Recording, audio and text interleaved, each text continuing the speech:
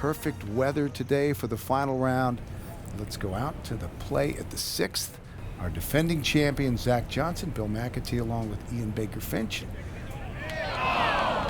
Just missed birdie opportunity there, but a good start for Zach Johnson. He is only one behind Daniel Summerhays, 19 under, our overnight leader.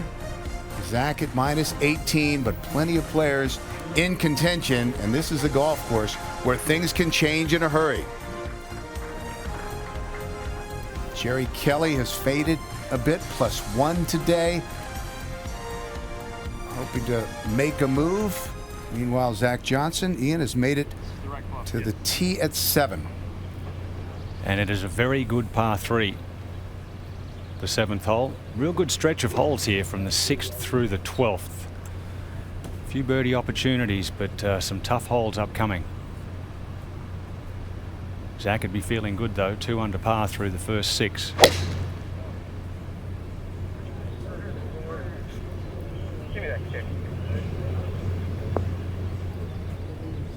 That'll feed down into the center of the green, but it's a long way back to that back hole location. It's a good 60 feet away. A lot of shots come up short there on that hole because it's a very difficult up and down from over the back. Came in this week with only one top 10, but a golf course where he always plays well, and has again this week. Yes, he certainly has some fond memories as defending champion, but every week he plays here, he plays well every year. Paired with the man out of TCU, J.J. Henry. Got his Horned Frog purple on today. Every Sunday. Two-time winner on the PGA Tour. And in good form. Very confident with his game right now. I've spoken to JJ quite a bit over the last couple of months. We've been out here, and very happy with his game. A good striker of the ball, quite a long hitter. Opened with 68 on Thursday, and then back-to-back rounds of 65.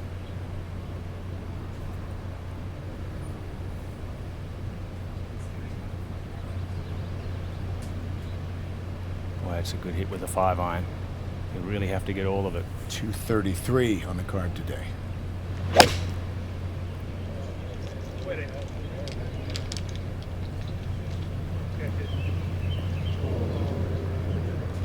Yeah, trying to draw it in there and didn't carry the front left bunker. Currently just 3 back. Let's look in on our leader, Daniel Summerhays. Over at the 6th, the 29-year-old from Farmington, Utah.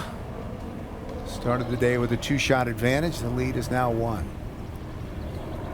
And a disappointing bogey back at the 5th, so has to shake that off. Only 112 yards, but there is an overhanging tree in the front left of this green. Has to avoid it.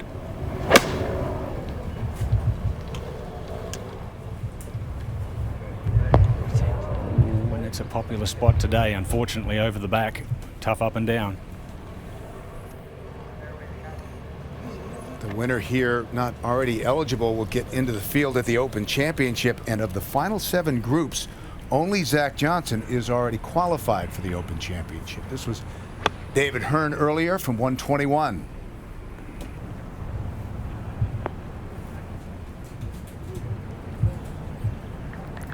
Safely on, and hello everyone. Welcome to the 18th Tower here in the Quad Cities. Bill McAtee along with Ian Baker Finch. And Ian, we talked about trying to qualify for the Open Championship. We have guys trying to win for the first time on the PGA Tour. How difficult is it to put all of that out of your mind and just focus on the task at hand? Well, it must be difficult because we talk about it every week, don't we, with the guys that haven't won before. It's always difficult. They've won at every level. They've won on the web.com tour. They've won in their own states, but winning on the PGA Tour means so much more, and having the opportunity of winning here and going to the Open Championship, as you said, just adds that little bit more pressure. So it's tough to deal with it and put it aside and relax enough to just go play golf. So many birdies out there. We talked about how things can change in a hurry. How difficult is it to play with the lead here? If you're trailing, you're just trying to make birdies, but if you have the lead, how do you measure when to be aggressive and when to pull it back? Well, so many times when you have the lead, you're thinking about just making pars and avoiding the disaster. But here, you know, everyone's going to make birdies. The course is in such perfect condition. The greens are perfect holding speed. So you really can't defend because you're also thinking about, well, I've got to make birdies on those birdie holes. So there's a conundrum that comes into play here in the closing stretch. Well, the final rounds here are always fun to watch. Definitely. So settle in. These are the other gentlemen helping provide our coverage today. David Feherty at 16 and Peter Osterhaus stationed at the 17th. And let's join David Feherty out at the 7th. David? Thank you, Billy. Down in the bunker. TCU purple, as we mentioned. J.J. Henry, originally from Connecticut, now makes his home in Fort Worth.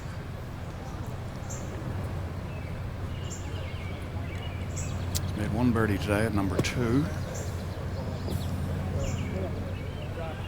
These guys are so good out of the bunkers. You won't be over the moon with that one. It's all right by their standards. All right, back to the 6th. Our leader, Summer Hayes.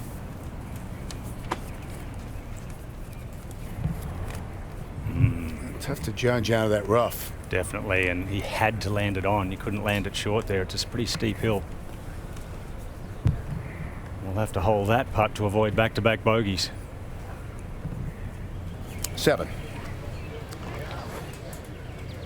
Zach Johnson today, TPC at Deere Run, he has made more birdies than anyone else. It's hardly surprising.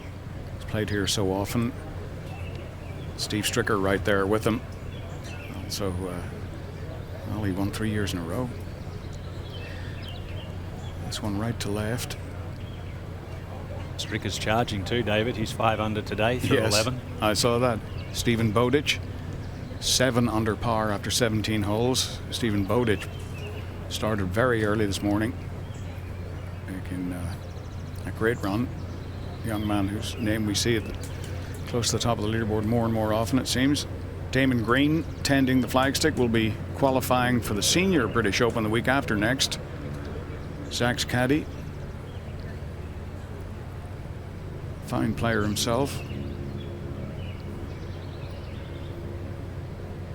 And Zach, of course, pulling the biggest crowd just an hour and a half down the road, Cedar Rapids, where he is from. Beautiful effort. Oh, magnificent try. And he appears to be just zoned in. Yeah, he certainly does. 3 birdies today, 1 bogey. Back at the 6th. David Hearn is for birdie, trying to get it to 18 under to within 1. And he seemed quite confident in post-round interview yesterday and then in interviews earlier this morning. Bowditch at the 17th for eagleless from above. Won't be happy with that effort.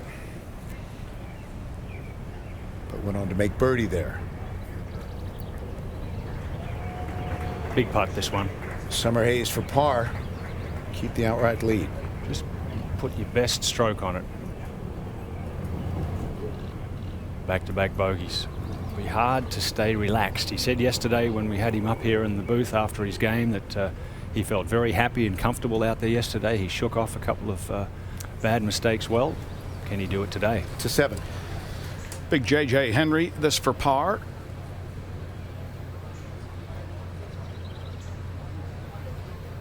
Oh, man.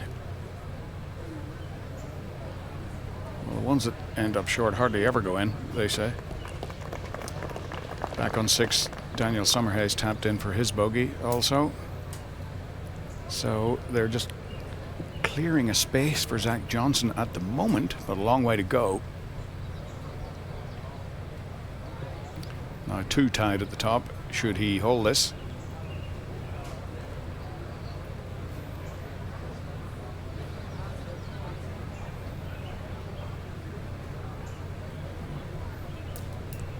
U-shaped putting stroke, very effective.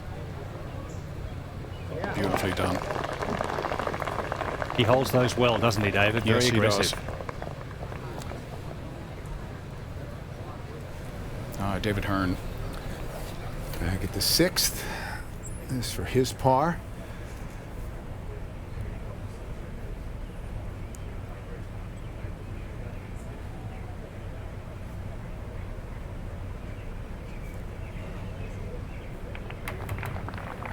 A par, but now he's just one behind as Summerhays comes back a shot to the field, and suddenly Zach Johnson, the defending champion, is tied for the lead at 18 under par. A little bit more about TPC Deere Run. It played as the easiest of the 11 par 71 courses on the PGA Tour last year with a scoring average of 69.5, but it's a long golf course. Over 7,200 yards. Yeah, I think so too. It's certainly no pushover. People think it must be easy because of these scores, but it's just that the greens are receptive and there's not much breeze. All right, let's go on to the 8th and join Peter Osterhaus. Peter. Thank you, Bill. Zach Johnson on the tee. Little dogleg left to right. Trees down the right-hand side. And he has hit a very solid shot right at 300 yards. Short iron approach. Back to 7. David Hearn with a 4-iron, 233 yards. This one's stretched out. Leaning off it like he pushed it a touch.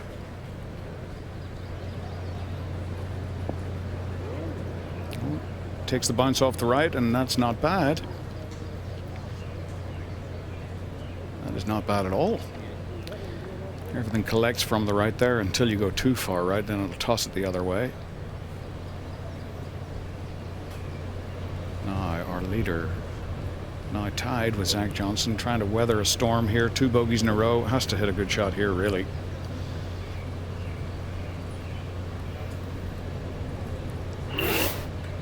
Best career PGA finish, tied 4th last year at the Memorial. A couple of top 10s this season. 113th in the FedEx Cup.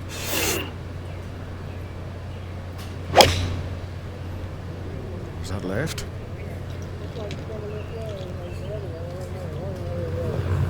Oh boy. Well, he's tied for first in greens in regulation for the tournament, and so that's a rare miss. But a little green to work with there. Depending on the lie, he may be all right. But certainly needs to get it up and down. To the 9th. And the talented 19-year-old Jordan Spieth for yet another birdie.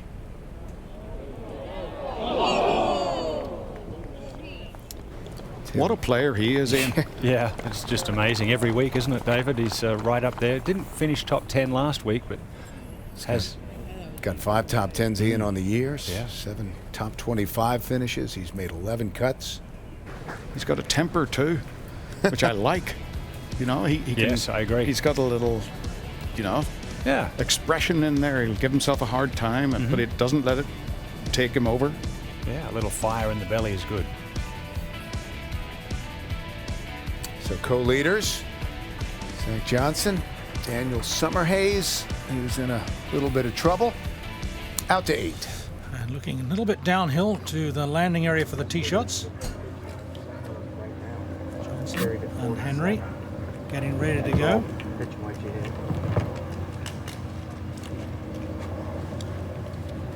JJ's got 148 yards. The hole tucked way over on the left-hand side.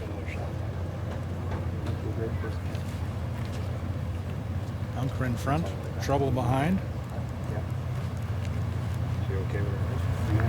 You can go ahead and go hit your little draw. 43 covers, 50 hole, 43 covers. Straight help? Straight help. So, for information, 380th PGA Tour career start for JJ. Couple of wins, 34 top 10s. And wants to improve on that best FedEx Cup finish.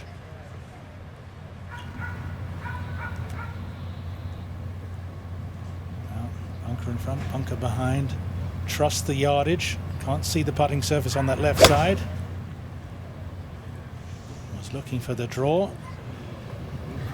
Reacting as if it didn't come back at all. He won't be happy with that result. A good tee shot. So a strong par 4 coming up, number 9. This is a birdie chance compared to that. as we go back to 7. Now, Daniel Summerhays, who has dropped a couple of shots in a row, doesn't need any more deleterious behavior. Yep.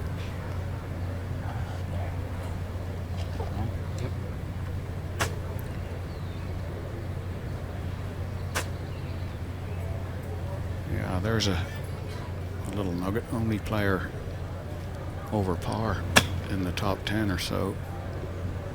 Oh, jeez, that could have gone down the hole for the same price. But now he's got some 15, 18 feet back down the hill to avoid dropping 3 shots in a row. And with a charging Zach Johnson, who is right here. And looking for a tap-in birdie. Good solid hit with the pitching wedge for 135. He's hitting it hard, trying to get a little bit of draw, and he might be able to learn something from J.J. Henry's long birdie putt. Back at 7. Okay, David Hearn. A nice bounce up with a 4-iron here, right to left. Outside chance for birdie.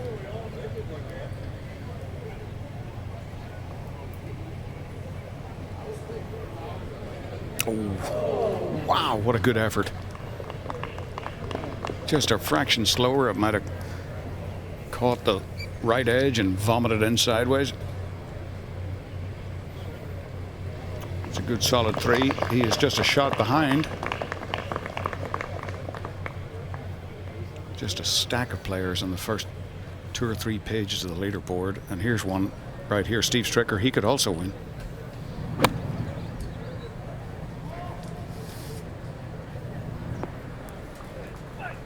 Another beautiful shot here at the short par 4 13th. Stricker will have that to get to 2 shots behind. We'll go back to 7. Daniel Summerhays. It's a big putt here, Ian. It is, after the bogey at 5 and 6. He just doesn't look anywhere near as comfortable today, but you know, after a couple of bogeys it's hard to look comfortable.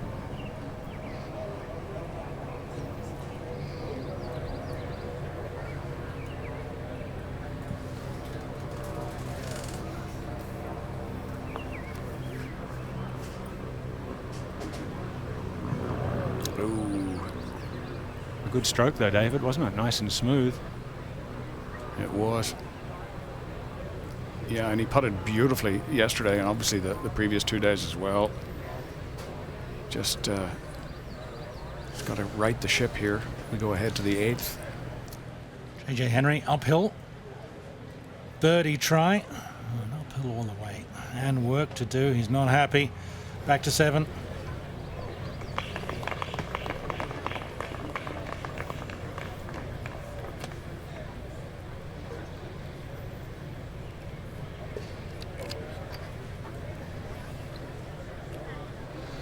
Okay. Now, this is a great story. Patrick Rogers, young amateur from Washington State, Stanford grad.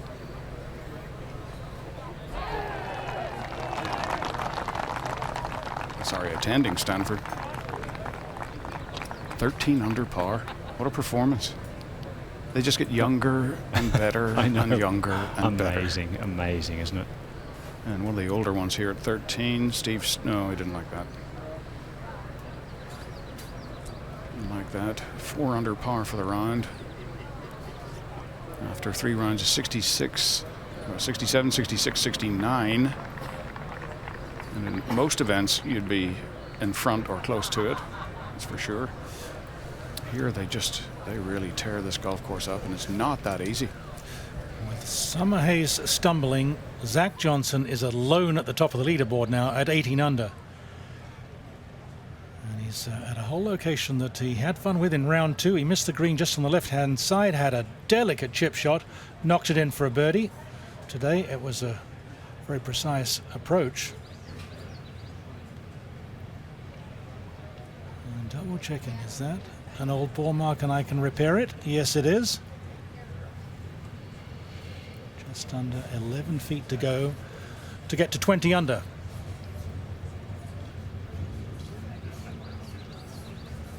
it's hard to know what the winning score will be. Peter, it's you know, you never know. Sometimes 20 under where he is now would be a good number, but there's so many players in the mix. They've got 2 reachable par 5s on the back 9. 10 is tricky, but 17 certainly reachable. The tees are up at 14, the shortish par 4, tempting them to drive the green. And he's putting beautifully. Never a doubt. Could have a bogey at number 3. 2-shot lead for someone who's handled protecting a lead and having a lead grow. He's done that before. At 15 now. Martin Flores for birdie.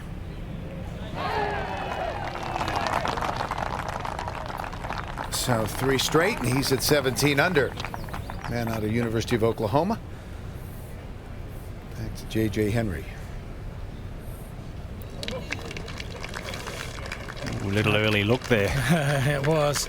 Has to settle for par. 2 putts from a long way. An even par, that's not going to do it. He needs to turn things around. And everyone's favorite, Iowa's favorite son, leads by 2. At the John Deere Classic. Great atmosphere to this event.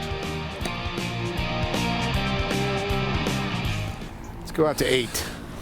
And on the tee, you can see the pressure is on. Trees to the right, trees to the left. Those on the left marked as a hazard. And important to find the fairway to control the approach. The bunkers in play around that left-hand hole location. Now Summer he's got to turn things around. It was very shaky stuff at that previous hole. He's had a couple of birdies here. He was on the left side of the tee. He'd normally be teeing up there to encourage a draw. He's overdone it. Now he's from sand, over sand to the hole. Things looking a bit shaky to 9. And Zach Johnson, 2-shot advantage, 19 under. And the hardest hole on the golf course today, Bill. Long par 4. Plug. Asking for it to sit, and that'll be just fine. Over the last 6 years, he has played this golf course in a combined 85 under par. Zach Johnson. Meanwhile, Bowditch at 18 from off the green for par. Similar place we saw Steve Stricker a couple of years ago win his 3rd in a row when he hauled it from there for birdie. Another good week for Bodo. Which one's which? Kevin Stadler or Steve Bowditch? They're both big boys. 65 for Bowditch, the man from New South Wales in Australia. Let's go over to 10. And Patrick Reed for eagle. 600 yards. Wow. Right in the hay diddle diddle. Yes, get up those stairs. Black and blue seems to be the color today. It does, doesn't it? I'm delighted we're not seeing it in the sky. We've had some dodgy weather in recent weeks. Beautiful here in the heartland. We'll go back to 8. And this is a real challenge from sand. It's only for 145, but the contact has to be perfect. Looking a little concerned. It was thin. Now the sand in play again for his 3rd shot. David Hearn, good line for him.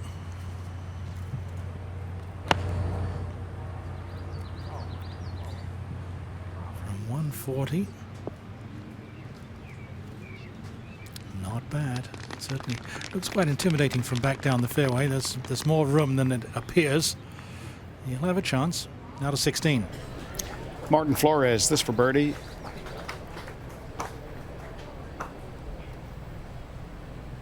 He lives in the Dallas-Fort Worth area, and oh boy, good try there.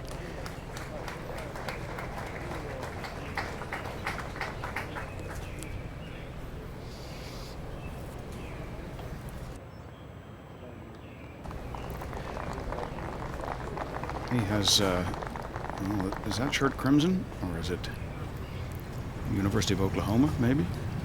Back to TCU on number 9. No doubt about that. That's the TCU purple, J.J. Henry. Oh, wow. Goodness gracious. Oh boy. Flew over the people. That is way left. Left and long. Well, he likes to draw it, but I'm feeling he might have been trying to fade that one in and double-crossed it, because that's 50 yards left of the flag. And long. Yeah, that's a tough up and down. It always goes long when you pull it, doesn't it? Yeah. Into deeper grass and woods. Zach Johnson. 4-iron, 221, just steady as she goes. See by the rehearsal there, he's thinking about holding it off and cutting it in here as well. The tree's on the right in play.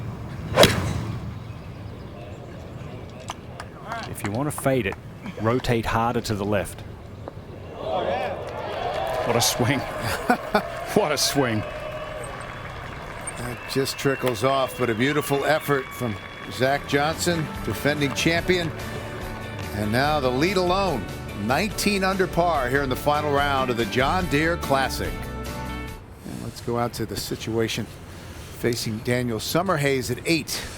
From some very healthy rough. Oh, I wonder where he was trying to land that. It was nearly brilliant. Nearly floated to a plug line in the bunker as well, but okay, to number 9, sort of near the green. We'll see if we can, there it is. Oh, not J.J. good. Henry ended up. It's fluffy. See how the ball's sitting there, and there's little clumps, little winter grass, bent grass, a little bit of Kentucky blues all mixed in there. Oof, nasty. Check in at 8 first. David Hearn, good chance for a birdie. Oh, a little firmer. He would have made it. Yeah, he turns away in disgust to 9. All right, J.J. Any close to those combine harvesters? That would have helped. Not bad. That was a fluffy lie, one that you could have left in front of you and tried to get a little frisky with and hit it through the green. David Hearn made his putt, back to 8. Summerhays trying to save a par. And that is 4 consecutive bogeys from 20 under. Oosty, that's not good, is it? I mean, It is horrible. Feeling terrible right now. See the difference in the look. What can I do? Thought I was going to win. Had a 2-shot lead. Everything was going well. Smiling all day yesterday, and now it's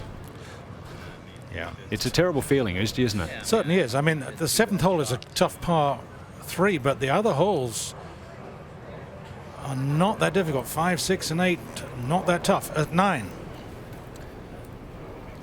Zach, that's for birdie. Seemed to get hung up a little bit in that fringe. Just a little bit, but he's such a good chipper. He decided to chip it, and I like to see that. That's a good. It's a good feeling if he's in the lead and feeling good about his game to try and chip that in rather than go with the putter and knock it down there close. He's trying to hold it, and that's a good sign. You're right in. That's wonderful to see that. You don't see many players chip it from there. FedEx Cup summary. And champions and where they finished up in the FedEx Cup point standings. Zach ended up 12th, 21 last year. Steve Stricker with those 3 consecutive victories and finished anywhere from 3rd to 18th. Kenny Perry 15th, Jonathan Bird 28th. Current FedEx Cup point standings. There's Tiger with a sizable advantage from Matt Kuchar. Brent Snedeker is 3rd. Phil Mickelson, who won the Scottish Open earlier today, is 4th. You'd have to think all of those players on that first page have a good chance next week at the Open Championship at Muirfield, even maybe young Billy Horschel. J.J. Henry for par. So he'll drop a shot. About 3 feet coming back. Now back on the tee and just desperate to reverse this bogey streak is Summerhays. That looked his normal swing, relaxed and free, no steering. What he's got to do now is think, Billy, okay, Yes, I was in the lead, but now I'm at 16 under and I'm 3 back. I've got a really good chance of winning this thing. I've just got to make some birdies. So try and reverse the psychology and think that he's a chaser. And he pays the price for the errant approach shot. Bogey at 9 for JJ. Dropping a shot. Now Zach for par.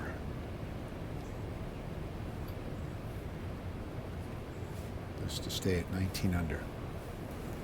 Zach keeps the shaft of the putter perpendicular and maintains it throughout the stroke. It's a perfect stroke, more right-handed than most. Strong left-hand grip.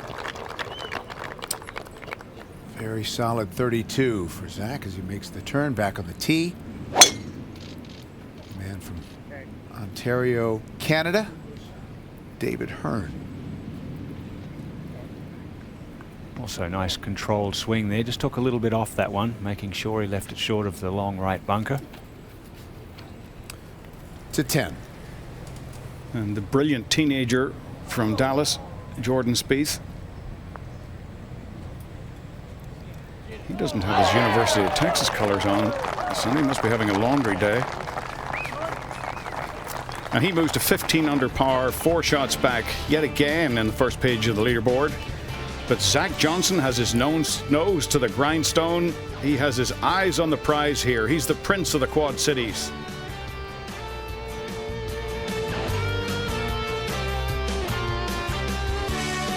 We go back out to the play at the 9th. David Hearn, second shot.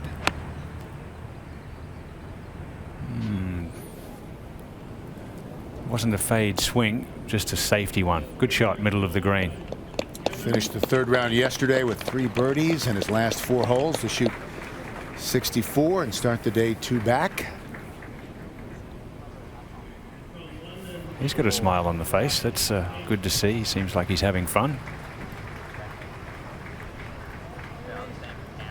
All the hair left off this fly, that's fine. Yep. Yes, the ball will go a little left from that lie. Ball above the feet in the rough. It's pretty hard to hold one off of there and get it to this right pin.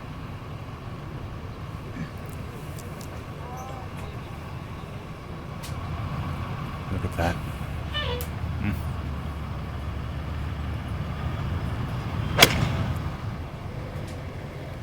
Just trying to steady things. Yeah, 3 bogeys all week and then 4 in a row. That's not good. Okay. That's a good safe shot. Close to center of the green. And let's go to 17. Flores, 331-yard drive. Very tough hole location here at the par 5 17th. Tucked in behind that right-hand bunker. Oh, unlucky. A couple of feet left. He would have been in the heart of the green with an eagle chance. Kicks down, just hopefully in sand. If it's stuck in the thick rough on the side of the bunker, it's going to be virtually impossible. As we go out to the 9th, and here's Daniel Summerhays trying to get it close after the streak of consecutive bogeys, and he's going to have to work for par coming back. 17. Flores came up just short of the green. 17 under par. 7 under for the round. And I think he had a pretty good lie. Kept it below the cup. That's the best place to go. A little slippery from behind as we go to the 10th tee. Zach Johnson out in 32. Well, Zach. Just watching that one a little anxiously. Down the left-hand side, needs a kick. Okay. Now, does a man in his position, if he can reach, does he go at this green, the little narrow opening? I don't think so. Probably will lay up even if he can reach there, but we'll go back to 9. David Hearn trying to get it to within 1.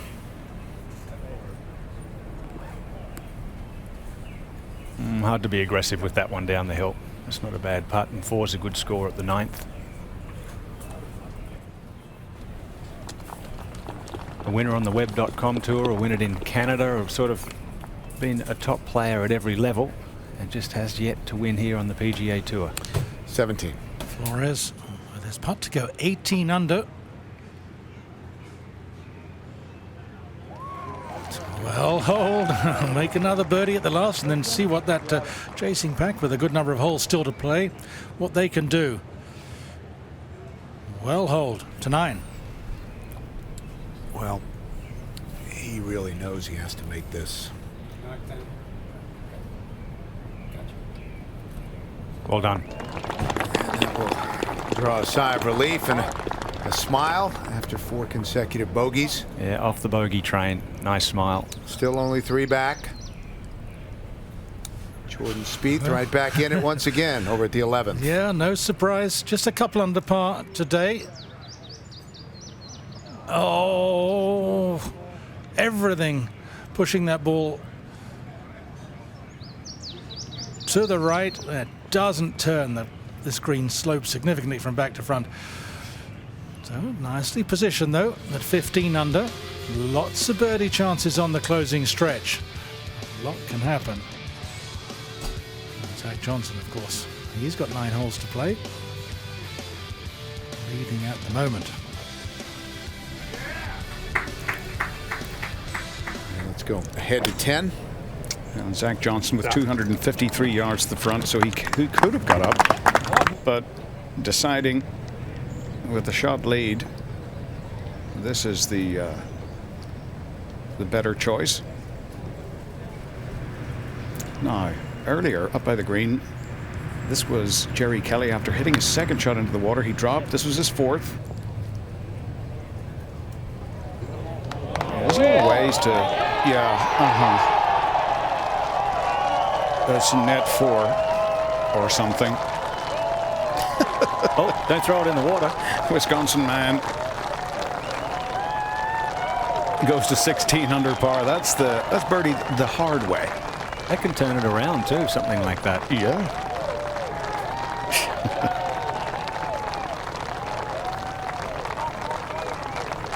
These guys are so good at those shots. Just that little low, one bunch check and let it melt out towards the hole. That's just a little work of art.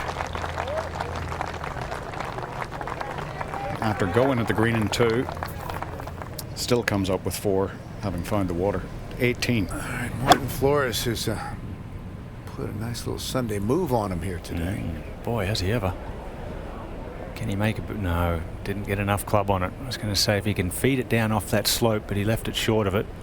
It's going to be a tough 4. 18 has been the toughest hole in the course all week, and Jerry Kelly has said he will not go to the Open Championship. Even if he wins, he plans to fly to Nashville to watch his son Cooper play in the National 14 and under baseball tournament. Zach Johnson, our leader by 1 here in the final round.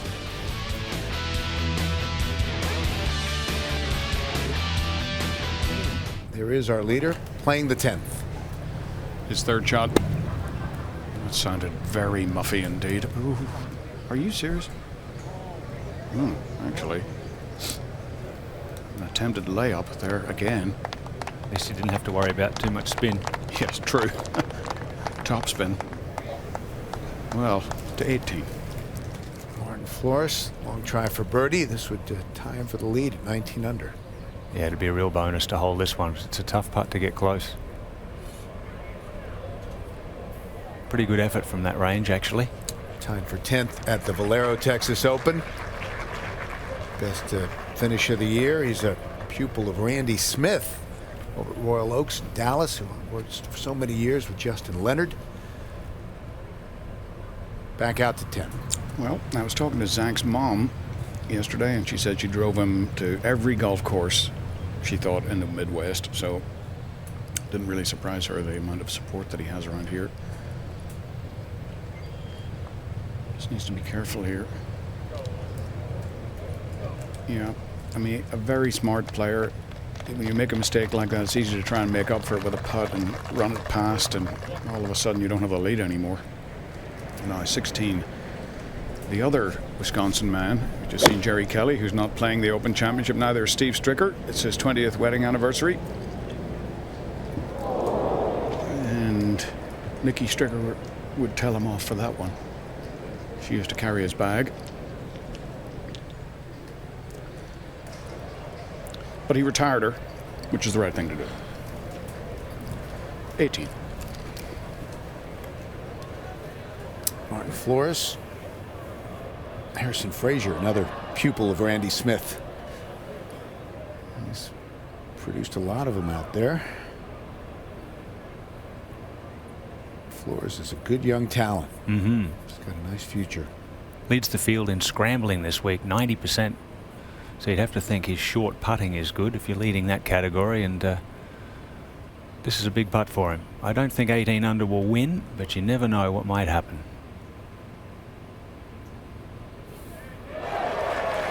Curls that in. Eagle at 2.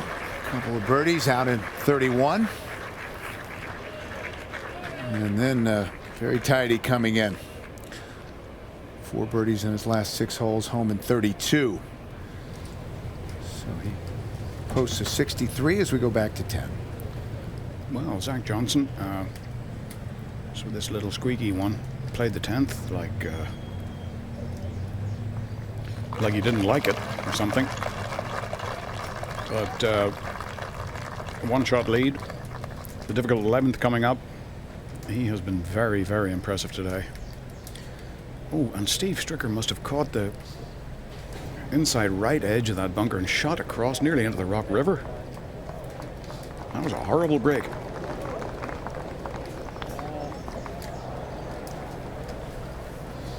Five under par for today's round. About to save par here, though, in the short par 3. Back in the 12th. Jordan Spieth, another birdie chance.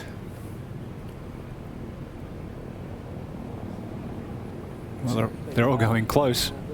So interesting to watch him.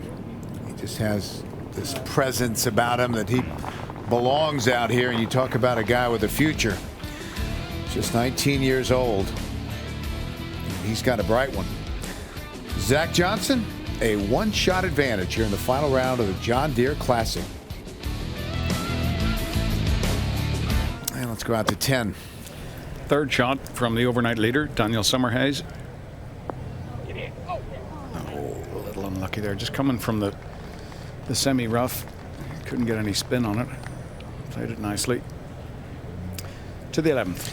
And Zach Johnson not using the driver, intent on finding the fairway. Trouble left and right if you're wild off the tee. Ooh, slow down ball. Oh, it's going to be interesting. From the left side, he has a line into the green, I believe, but not the best. Oh, this is awkward. Yeah, difficult length bunker shot for David Hearn.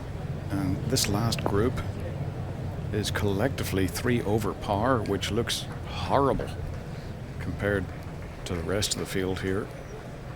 16, Steve Stricker for par.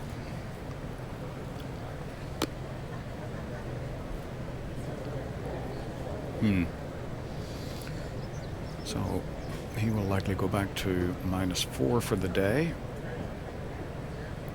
And 4 shots behind our leader, Zach Johnson. He and Zach Johnson have tossed this event backwards and forwards between them over the last few years. David Hearn now, just off the back edge of the 10th. These lies always look good from above, but there you go. There's a little more of a low angle shot and just backed up against the ball, that grass. Stricker did tap in for bogey. And David Hearn leaves himself just an awkward one there. And you really don't want those for par on the reachable par 5s. No, they've brought bogey into play, haven't they, on a hole that they should be thinking of 4, David? Yeah. Can't do that if you're trying to catch Zach Johnson, because he won't make too many mistakes coming in. You wouldn't have thought. No. He's got the look of a man that really wants to add another one of these to his resume. Now you'd see Zach chip this more than likely, taking out the fringe, and and you see players like Jose Maria Olazabal chip this. Tiger might chip it. Phil would probably chip it, because it's difficult to get the ball on line when you start from this little sort of semi-embedded lie in the grass. and you've got to bump it onto the fringe and then onto the smooth surface. Yeah, I agree. I think putting it, you're trying to get it close. Chipping it, you're trying to hold it. Yeah, I mean, the amateurs should chip this, and probably most of the professionals. But if you're really good at chipping the ball, then you can take that rougher surface out of play. You can chip that one in to 12. Matt Jones should get him to 16 under. Yeah, had a good finish last week. Tied second. Both he and Steve Bowditch in good form again this week. So, a couple of birdies to begin his inward 9. David Hearn now about 4 feet left for par, just about right edge.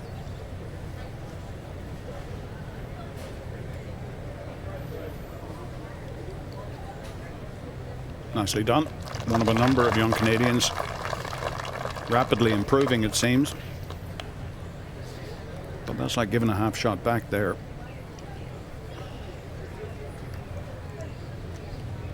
Now, for Daniel Summerhays, he's gone from leading the tournament overnight and being confident and just having that horrifying run of 5 bogeys in a row.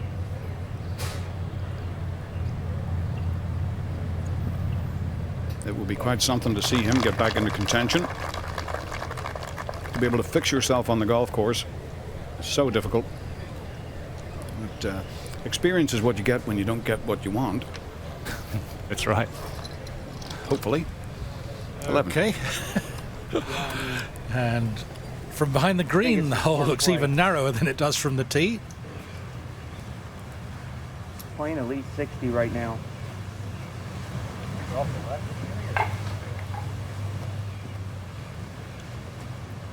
Right now it is. I got it more straight back in, but right now it's off the left. Should be Zach Johnson. Yeah, The I got only it one straight back in. under Just par. crushed it. That's struggling a little bit. JJ 1 over. See the hole tucked in behind that bunker on the right. Perfect position for his tee shot.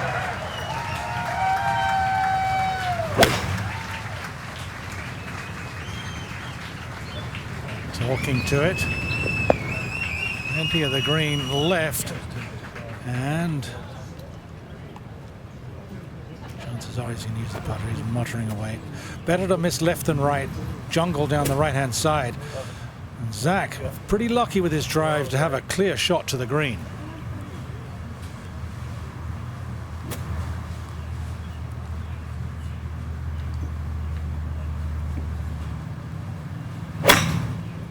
Oh, damn. He said slow down. Zach thought it was perfect. Well, he's going to have a downhill putt. Don't you hate it when your caddy knows what's going on and you don't?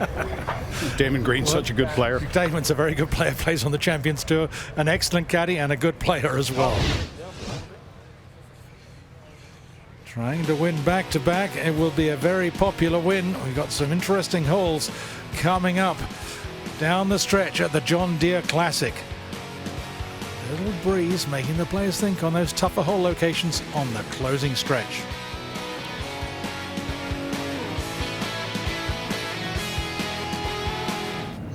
Let's go out to the tee at the 11th. And Hearn not using the driver, landing as if it's left of where he wanted it. Okay, now it is just fine. 10 yards left of that would have been could have been very nasty. He has a great line to 16 now. Chad Campbell, 5 under for his round. Should he make this one? Yes. Nicely done. The man from Edwards, West Texas.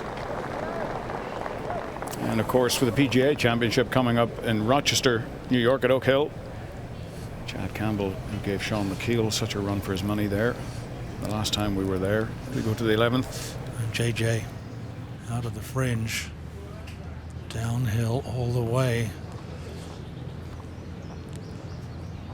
But never quite that fast. Back on the tee. This was earlier.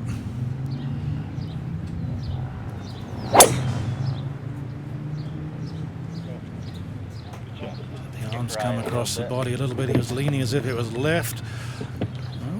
Not bad. Again, this hole really makes players a little nervous on that tee. Now at 13.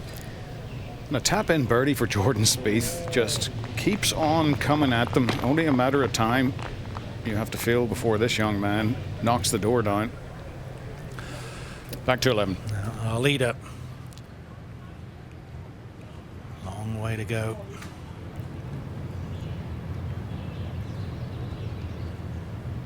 .55 feet exactly.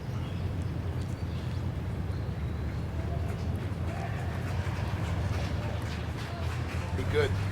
I think this is a really important putt. Did he just get it down there close and 2-putt for the par, Oosty? I really do.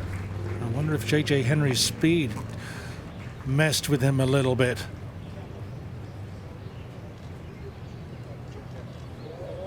Oh, just looked as if it was going to be maybe 6 feet short, but runs on towards the end. Should be okay. Deciding to go ahead, marks the ball, straightens the ball out, however he wants the marking on the ball to line up. Hold up. Hold up right there. Yo, Cameron. Yo.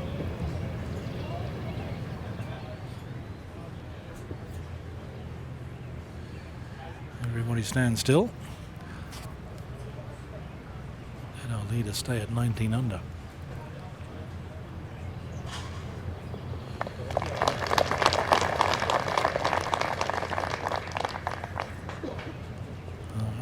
Tough hole location at number 10, the par 5, not the birdie opportunity that it sometimes is.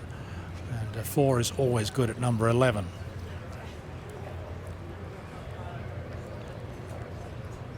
Very interesting holes on the closing stretch. Tees are up at 14. It's drive ball par 4.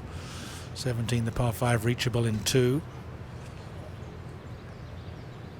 And a tough finishing hole.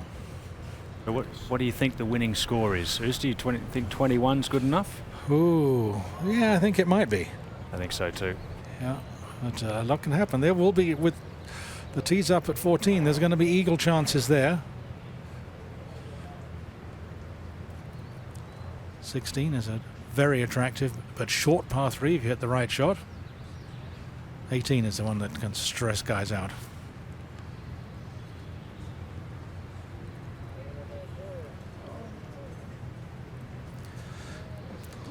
Hit it right through the break. Yes, he's spending cash and wasting FedEx Cup points in these last few holes. Yeah, that was a shame after perfectly positioned tee shot down that left-hand side. It was a very wild second considering he was set up perfectly.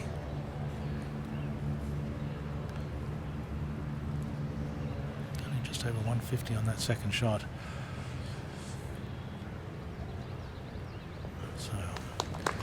Very disappointing bogey.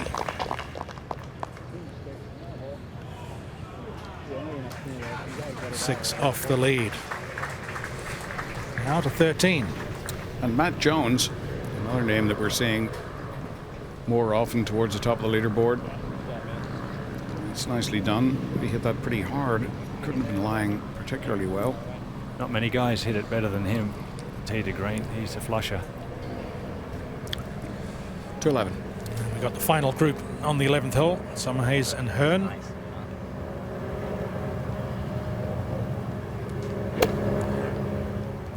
Nice drive.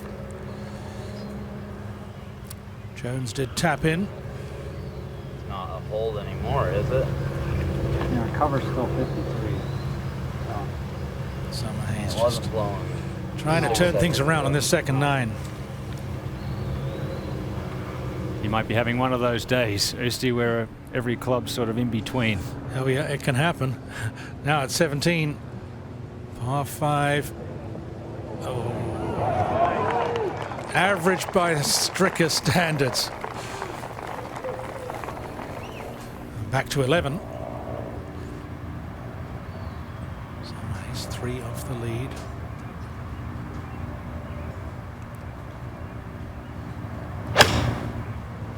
Five yards of green to the right of the cup. A little bit more room there than it appears. He took dead aim and he'll have an uphill putt for a birdie. Beautiful shot. Maybe he can turn things around. Again, he wants a fist pump. Back to 11. And second shot. Looks a little bit over the top with a 7-iron. Shane, perfect distance. Go up ahead to the par 3 12th. 203 on the card today. Zach with a 4-iron. Difficult pin. Way back there, dripping off the edge of the green on the right. Actually, not a bad shot. I would say that'd be pretty close to where he was aiming. No reason to miss that one to the right. 17. You might have heard some yelling in the background from the 17th tower on the 17th green. Stricker. Beautifully holed. Moves to 16 under. He needs to birdie the last and then have some stuff happen. Nice way to finish. Right there on the first page of the leaderboard. Was the 2011 Charity of the Year as we go out to the 11th. David Hearn left to right. Birdie putt. Come on, ball. A little more speed. That would have been very good. Settled for a par. Now at the 14th, where the tees are up. If you go at the green, all kinds of interesting chip shots, bunker shots. Oh, that was well played. And did tap in. We'll double check the leaderboard. A lot can happen on the closing stretch. Martin Flores, a great 63, and he's in the tower at 18. All right, Usti, thank you very much. And Martin, congratulations. Well done. It was a day, obviously, 63, where everything was working for you. Yeah, it was a great day. You know, I've been working really hard, and the results haven't come yet, but it was nice to put together a good day. What were the things that you have been working on that sort of did come together this week for you? Mostly putting. You know, that's where you make all your birdies and your money and your victories, things like that. And I just wanted to, you know, have a good putting week, and today was nice. You made 5 putts longer than 15 feet, so that was outstanding. Ian? Yeah, I noticed that the putting was better, and had it not been for just a couple of yards extra on that second shot into 18, you might have had another one inside 15 feet for birdie. Yeah, you know, I was trying to hit that slope, hit a hard draw, and, you know, I hung it out to the right just a little bit, so then I had a really tough putt. I'm not sure how far it was. I would say probably around 45 feet, probably. And it was, you know, a lot slower than I thought it was going to be. When you have a round like this, do you know it coming off the practice tee or the putting green and going to the first tee, or do you have to convince yourself as you're playing the round that it's with you today? Well, I just knew that I was playing well. A round like that, you don't, I'm not sure if you expect it, or all you try to do is just hit quality golf shots. And I knew I was playing well, and I knew if I made putts, you know, a round like that was coming. Yeah, and a round like that can breed more rounds like that and more consistency as you go through the summer. Only 6 events left before the FedEx Cup playoff, so you need to, well, this event, what do you think? 18 under par, is that going to be just shy, do you think, or still a chance? Do you head to the range and warm up? You know, I'm going to go get something to eat. I don't know if that's quite going to be enough. You know, with Zach being a great front runner, and you know, it's going to be tough. Yeah, you'd have to think Zach could make another couple of birdies, get to 21, but still, I'd go warm up. I still like the opportunity. Yeah. Great plan. Well played. 63 today, 18 under par, leader in the clubhouse. Here in the final round, let's go out to our outright leader by 1, Zach Johnson, 19 under. Long try for birdie. And he's holed a few of these already this week, but it's so different on the final 9 on Sunday. Do you lag them down? Do you have a go? What's your mind saying to you? Thanks, guys. Here's how things started. Daniel Summerhays with a 2-shot advantage. Hearn was alone at -17, and then Zach Johnson with some early birdies got it to 18 under. Steve Stricker never really could get any momentum. Then Zach took the outright lead. And Flores now 63, so he's at 18 under. But the tournament really is in the the sights of Zach Johnson for a second consecutive year, 37 years old, looking for his 10th win on the PGA Tour, including, of course, here last year in the 2007 Masters. Needless to say, he's been a very popular champion, along with fellow Midwesterner Steve Stricker. Just kind of going about his business. 3 pars to start the second 9, and we go back to 14. Spieth with his chance for a birdie to go to 17 under. So much can happen on the closing stretch.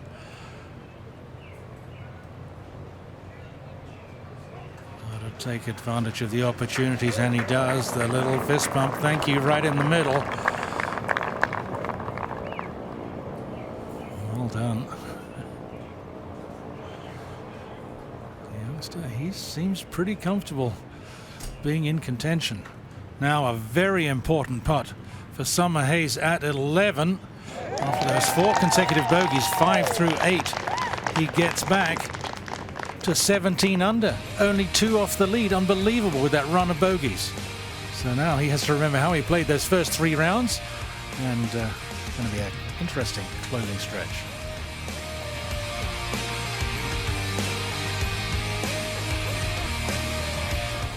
Out at the tee at the 12th.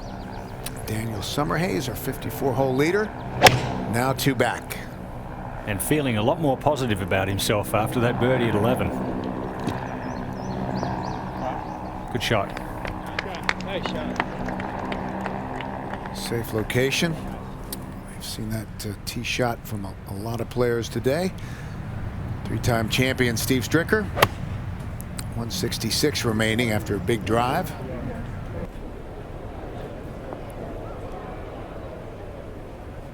Oh, wasn't far off a good shot.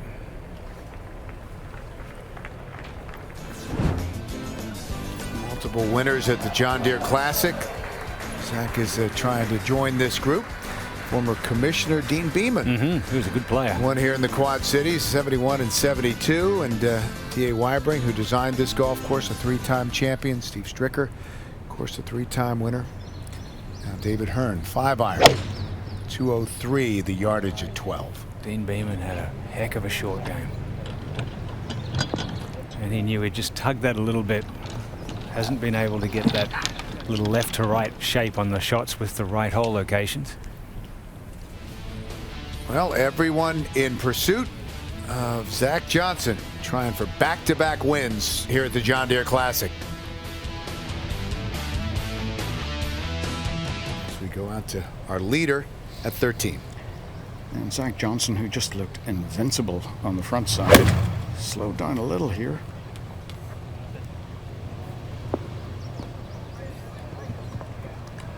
That's a nice shot. And the one next to the hole there, well, I'm guessing it was this one. J.J. Henry. I'm all over this. And he's all over that.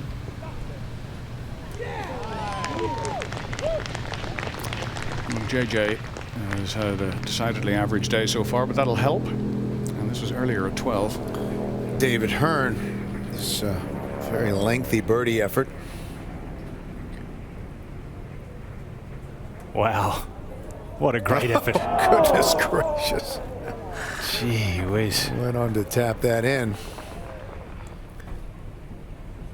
And now we're live. Summer Hayes for his birdie try. Yeah, he knocks this one in. He's back just 1 behind.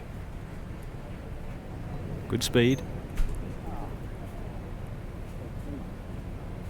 But he got off the bogey train, made a couple of good pars, good birdie at 11, so some positive thoughts. Here's Patrick Reed at the 15th. Summer Hayes did tap in. This is for birdie. Oh! Looks like another top 10 finish for Patrick Reed. He's good been season. Yeah, he's been playing well, the 22-year-old tour rookie.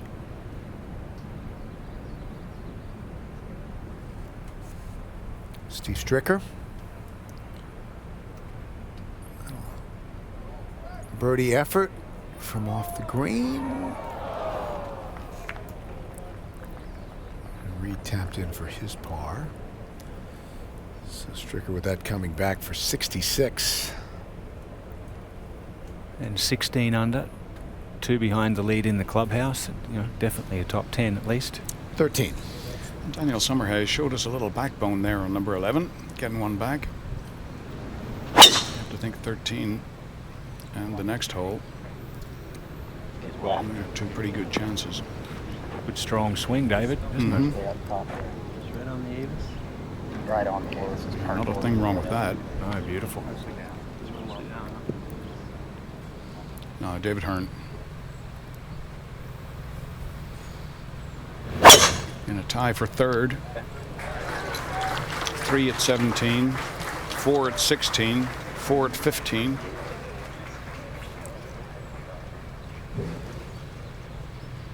'13th.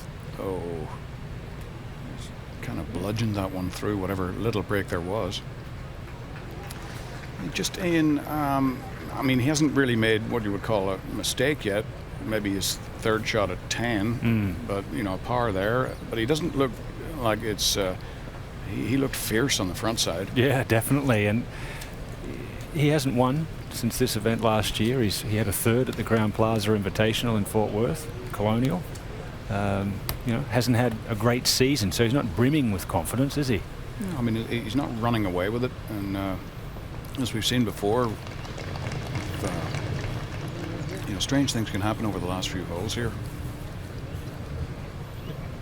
He's got a good man on the bag, though. Damon Green will keep him in the present, which is what you have to do. Don't worry about past or future, just each shot at a time. Isn't that the truth? And Damon will have a couple of fun things to say as well, just to keep the mood light. Very, very good caddy and good, strong, confident man to have on the bag. And JJ brushes that one in, gets it back to 14 under, now 5 back. Just outside the top 10, up ahead to 18. Stricker.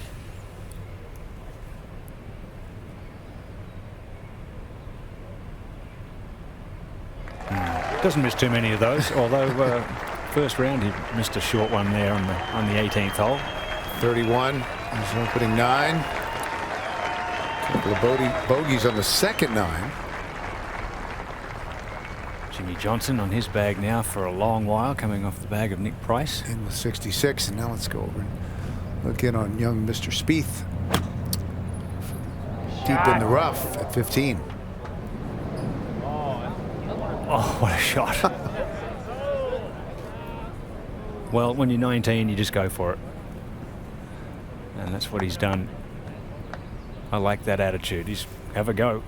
Only 2 back. 16. Patrick Reed. 147 yards. Just wedges and 9 irons here. Oh, that's a good shot. Should spin left. Very nice. Patrick Reed in a big tie for 6th, 16 under. That putt would get him into a smaller tie for 3rd. But Zach Johnson has the lead at the moment. Just a shot over Martin Flores, finished with a 63 today. And then they're all piled up behind here in the final round of the John Deere Classic. Go out to the 14th. And Jerry Kelly smashed his drive on the green. 319 yards. This for an eagle. Come on, ball. Oh, right on the line. Just a few. It's an easy verdict. He knew if he'd hit it just a fraction harder, it would have been an eagle. He would have jumped all of a sudden to 17 under.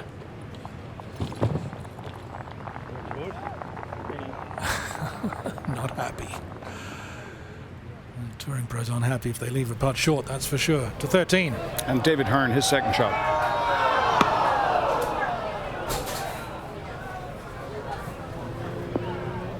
Zzzt.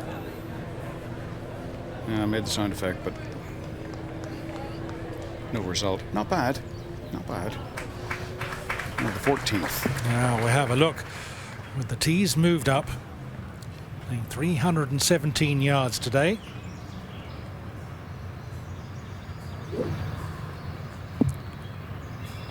Players pretty much obliged to give it a rip. If you hit the perfect shot, you're on the green with an eagle opportunity. Should be good. Is he posing? He's talking to it. Give him a thank kick. A little bit right, and there's a slope stopping the ball roll onto that green.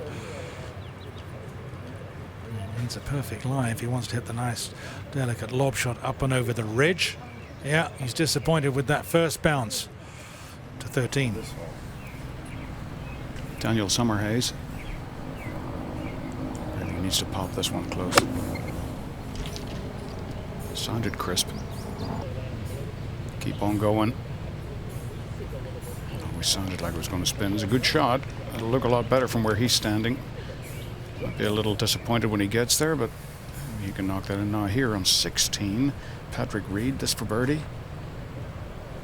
What a player he is turning into before our very eyes. Every week. Justine will pop the flag back in. Thank you, darling. Moving right along to the reachable 17th.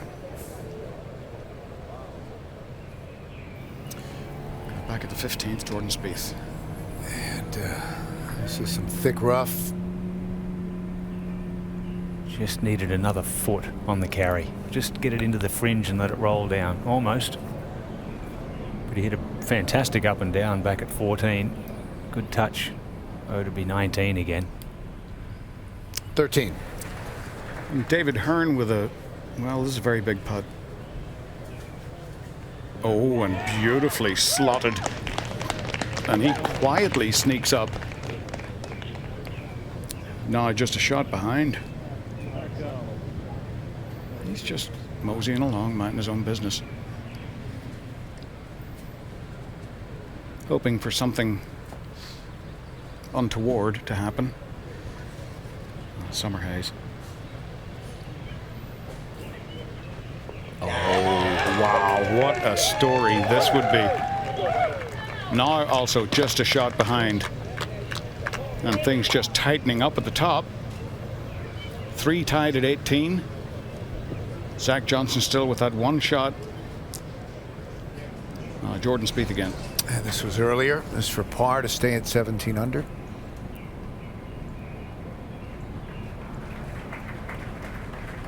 And he knew at the moment he hit it. So the 19-year-old, who will turn 20 in 13 days, drops a shot after back-to-back birdies. Chad Campbell, who's had a good week. This for par at the 18th.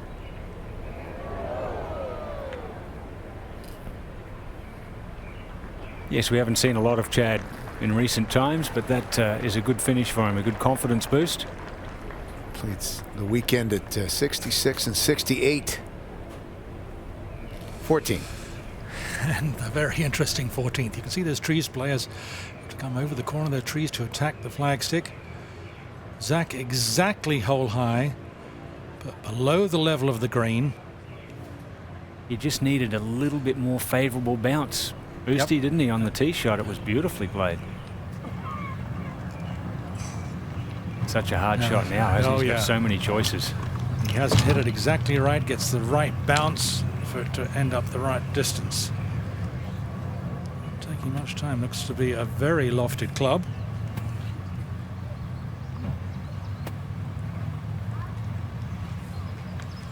Walk up there and just double check what's going on. It's the bent grass surrounds make it very hard to bump and run that because they're still sort of sticky and soft. It won't really bounce forwards if you bump it in there, will it? Oh, and he's got maybe 15 or 18 feet of green to work with. No margin for error here at all. I would go with a sand wedge and land it just above the brown marks, Peter, and into the bank. I think it's a very difficult shot to land on with enough spin to stop it. Yeah, very difficult. It doesn't look as if he's got a wide open club face. Yeah, perfectly played. Yeah, bumped it into the slope. Really not an option. He'll have a good chance for birdie. He knew standing back on the tee what was going to be in front of him for the second shot. Just a one-shot lead.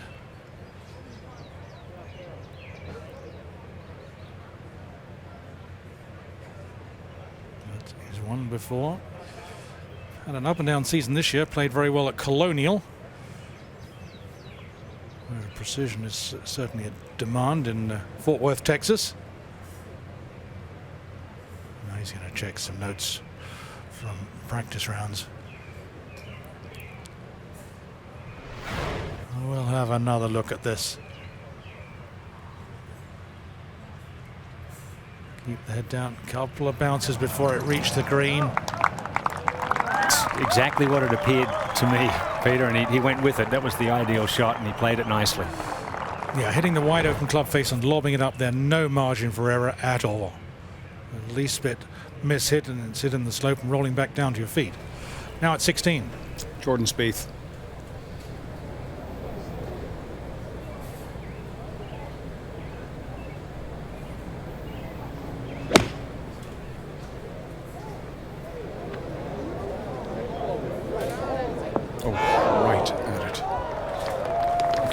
Young player this is.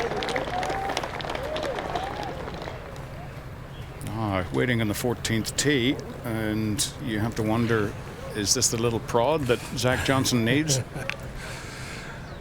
Well, they were waiting for J.J. Henry. Almost 60 feet for an eagle putt. And usually they would wave a following group up on the tee. Just step aside, let them hit the drive, and then go ahead with the chipping and putting.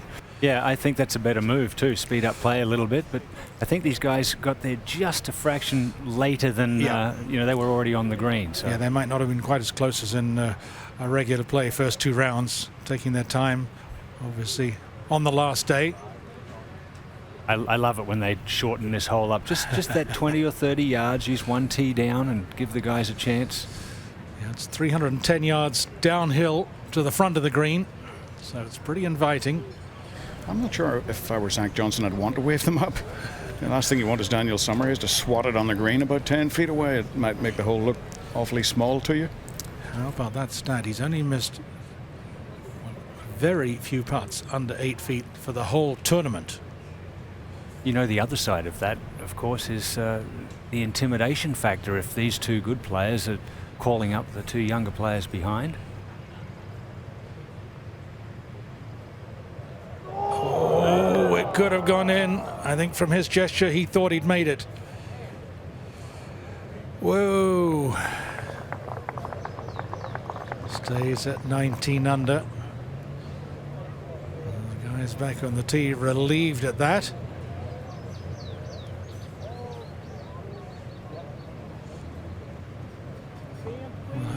Look at that putt. His head was up a little earlier than it should have been. Keep your head as still as possible through contact. Yeah, he's not happy. Yeah, I don't think he hit it solid, Peter, no, did he? No. It wasn't his normal speed. J.J. Henry for the two-putt birdie.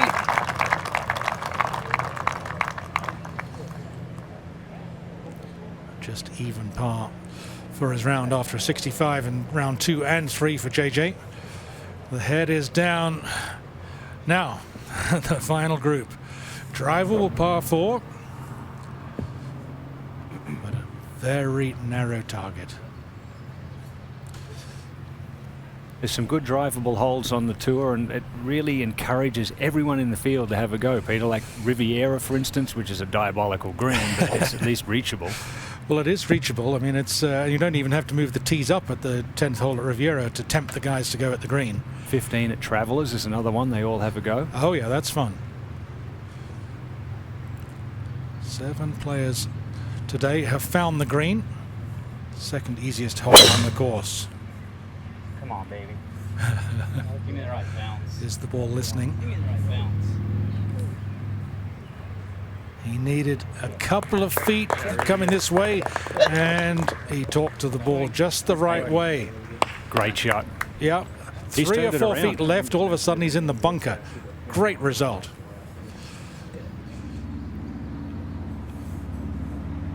And that looked to be just a smooth swing. Not having to force it. Wants a good solid left-hand bounce, I believe. I think he caught the tree. Wow. It looked to be a good line. Up at 16. Jordan Spieth trying to make amends for the bogey on the last. 5 top 10s this year, including a tied second in Puerto Rico. Just 19 years old. Jordan Spieth now at 17 under par. 2 shots back of Zach Johnson in the final round of the John Deere Classic.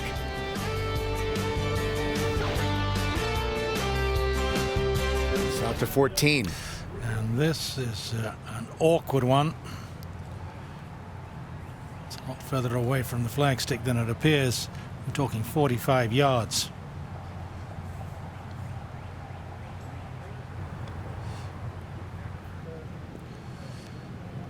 That was always going to be difficult. So easy to hit it 20 yards or 65. If he hits it thin, he's in jungle over the green. At 15 now. Our leader has played the 15th and 1 under this week.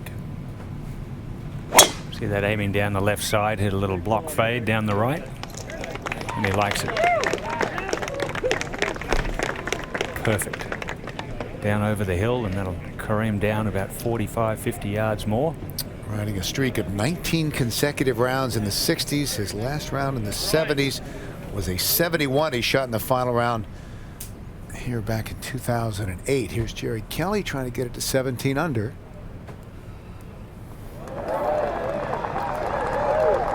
So he's bounced back after a slow start. Back-to-back birdies to 14. Third shot for her. Oh, how did that not go in? He's giving it the glare. That hit it. Flagstick.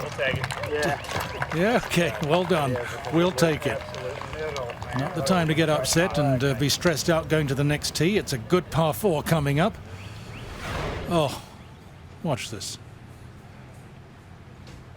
Oh, the other camera angle looked as if it hit at the flagstick dead on. It didn't touch the flagstick, No. otherwise it would have gone in. I think so. Tapped in for a par. 1 back. And a lot of players just knowing they have a great chance to win an event. Interesting shots coming up. Shortish par 3, reachable par 5. 18 is tough. Boosty, the whole energy in this pairing has totally changed in the last 3 or 4 holes.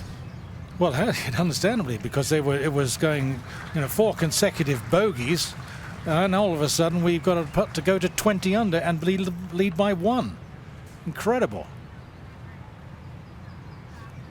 That's what I love about this tournament, is the excitement gathers because there's so many birdies made. It's not struggling for pars, it's birdies and eagle opportunities.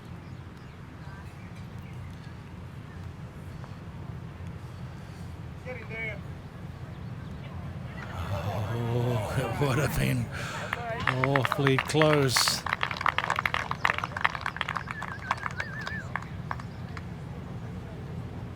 Have to take his time, line it up. Boosty, you've got to think that no matter what happens for Daniel Summerhays today, this has been one heck of an experience. What a great way to come back after 5 bogeys in a row. 4 bogeys in a row. Sorry, yeah. 4.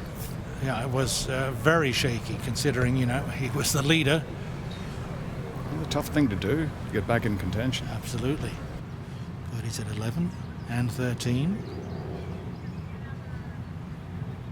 And 14. 3 birdies in the last 4 holes to get back to even par for the round.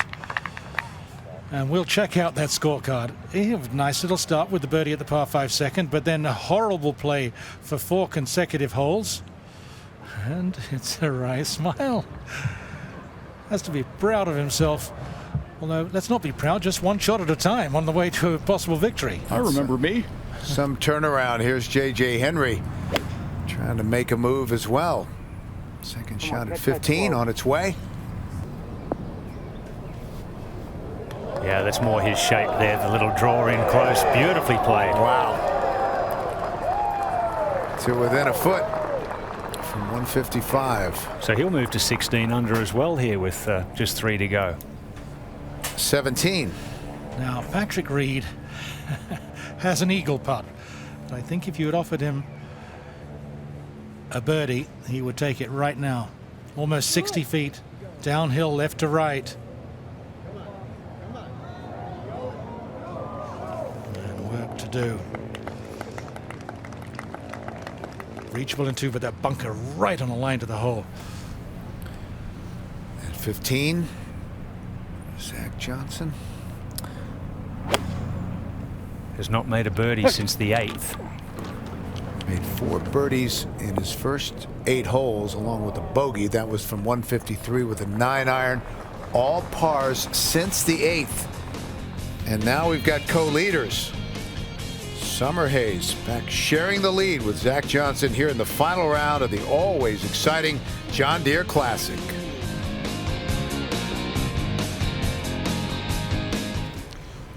Zach Johnson trying to break this par streak. Birdie putt on his way. Better speed. Nice and solid. 17. And Reed for the birdie. Justine watching closely. No problem at all to 18 under. And a lovely run. Justine, his wife, carrying that big tournament bag and having fun. Back at 15.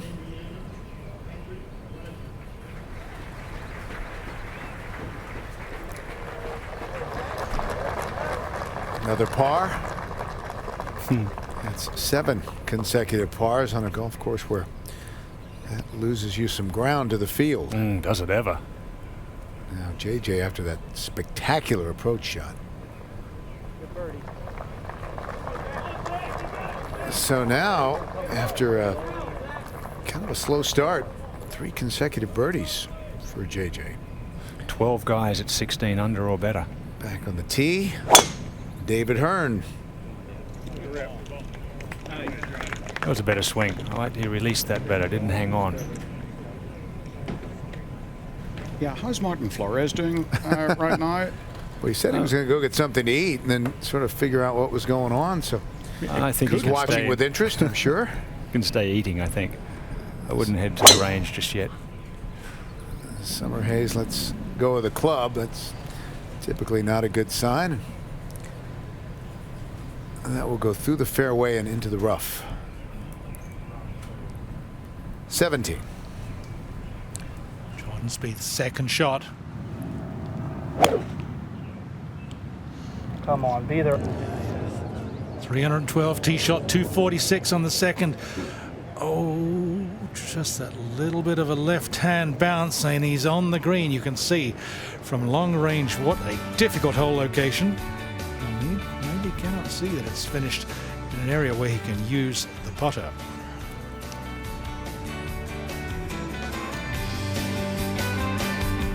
Welcome back to the 16th hole. JJ Henry with a pitching wedge.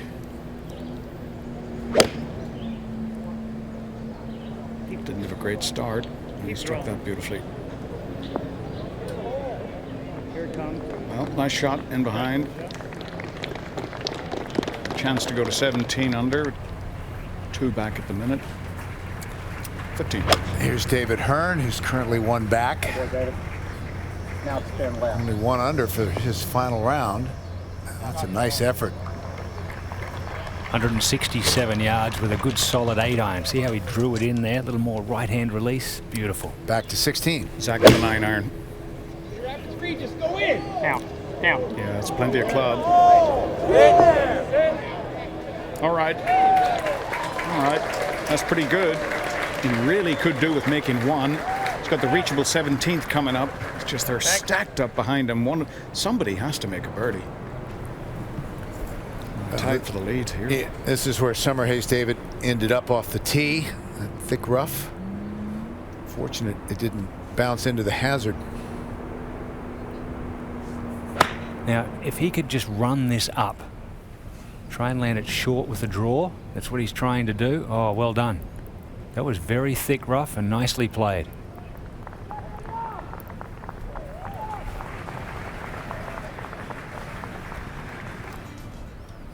Patrick Rogers, the amateur junior at Stanford, he's had a remarkable 4 days, finishing up there with par. It's been a memorable week for this young man from Avon, Indiana. Finishes at 14 under par. 17. Jordan Spieth. 21 yards to go. I'm very surprised he's not got the caddy attending the flagstick. Help him with a bit of alignment and a feel for distance. Jeez. Not a bad result. That was almost like Troy Madison last year holding that same putt, Oosty. Yep. Well, the greens are rolling so smoothly you can make it from anywhere to the 15th. This is a tricky green. One try for Summer Hayes, currently sharing the lead with Zach Johnson. He's appeared to have struck his putts well. Even when he wasn't making the pars back there on the first 9, his putts were pretty good speed and pretty solid. That one, of course, from over 70 feet. It was hard to get it close. Made a few bombs yesterday en route to an outstanding 62. Let's go to 17. Spieth for the 2-putt birdie. Confident stroke, the fist pump, well played. Shook off that bogey at 15. Boy, that putt would have thrown the cat among the pigeons, wouldn't it? The eagle would have certainly done, wouldn't it? Oh, stuff can happen at 18.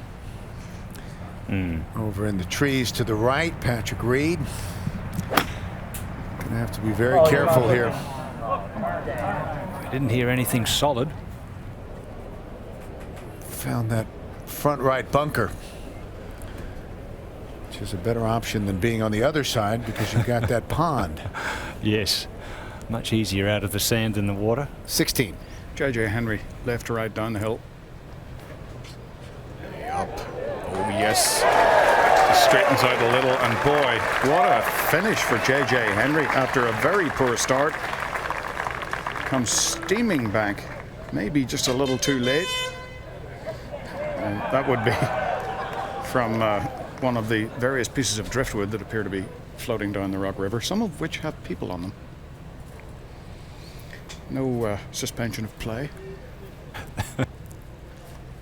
That's exactly what I was thinking when I heard that. Although, where did that come from? He may have thought that for an instant. Yeah, I think he realized it was a fan on the river. David Hearn for birdie. Trying to join our leaders at 19 under.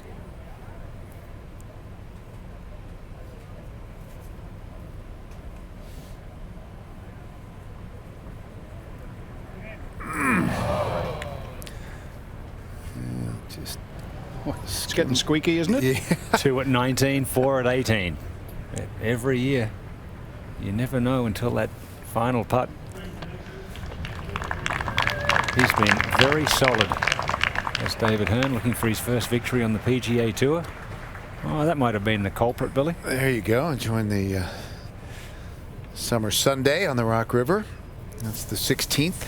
Yeah, I think most of those started off as single cell organisms, but they multiplied, mutated into other things. Well, up here on the bluff, the 16th green, this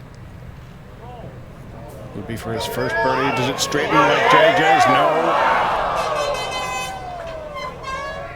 Hasn't made one since the 8th hole. Back at 15.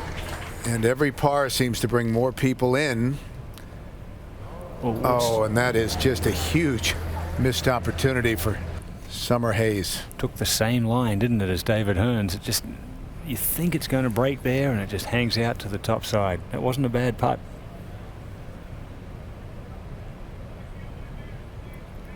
Now 5 at 18 and one alone at the top. And Zach Johnson, despite all those pars, after the bogey by Summer Hayes, drops back to -18. So Zach trying to win back-to-back years in the tournament he calls his 5th major, the John Deere Classic. He leads at 19 under par.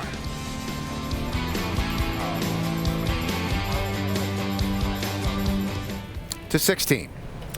And David Hearn with an 8 iron? Really? Seems like a lot of club. No, it isn't. Fair enough. We've seen 9s and pitching wedges. To 18. Patrick Reed earlier. And not an easy shot from that distance, 50 yards to the hole. Yeah. It's hard not to get a lot of spin when you're swinging that hard on a sand wedge. Back to 16. Daniel Summerhays with a 9 iron. This would be a time to stick one. He doesn't like it.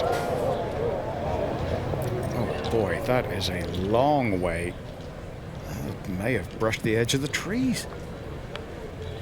That's close to the old Sherman tank. Not exactly what we were looking for. That was the don't go in the Rock River swing, which is understandable. Often happens, David. He's thinking, I've got to draw one in here, but then halfway down it's like, oh, don't draw it too far. Yeah. Hosel gets there early, doesn't it? Yes.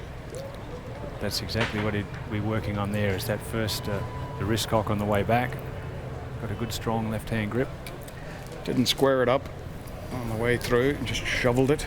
We go to Patrick Reed. Let's see if he can make par here at the last. Oh, goodness. You're kidding. Oh, no. That just wasn't right. Oh, that's a lot of FedEx Cup points and a lot of cash for a young man right there when that misses. That's, instead of a tie for second, you drop back down to 6th. It's oh, that's a big difference. And he's looking at the leaderboard now thinking exactly that. Darling, you can't believe how much that cost us right there. But it's been a good couple of months. He switched equipment back at the Byron Nelson and he hasn't looked back. Good look from above the Rock River there. Running a long TPC Deere run.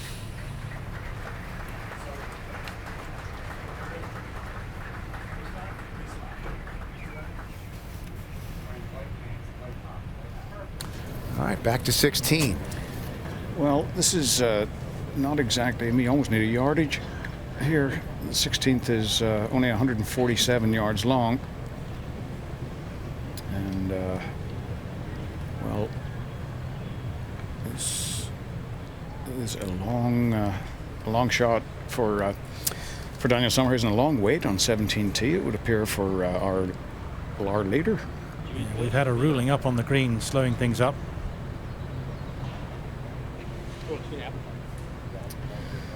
Well, from about 40 yards short of the flagstick here, Daniel Summerhays. You can hear that rough is pretty brushy. Munch. A munching sound. Not bad. Not bad at all. We'll be back up the hill. A very good shot indeed. He's shown us some backbone, this young man. Had just a horrible stretch in the front 9. 4 bogeys in a row. Oh, back to 18. Toughest hole in the course this week. Little ball below the feet there too, which usually shoves the ball to the right. Spieth after a big drive. Doesn't like it. Yeah. That's why. Off to the right and hops into that back right bunker. Yeah, the lie didn't help with the water on the left. As we mentioned before, it's so hard to turn it off that lie. Heel can get dug in and pull it way left. So he's been an exciting story on the PGA Tour, though, watching him play this year. 7 top 25s, 5 top 10s. He'll probably have another here this week. He's made 11 cuts. 19 years old, won the NCAA championship out of the University of Texas, finished as tied for 16th at the Byron Nelson at the age of 16. Let's go back over to the 16th hole. Well, we've just seen J.J. Henry hole a slightly shorter version of this putt, and it breaks from left to right and then straightens at the end.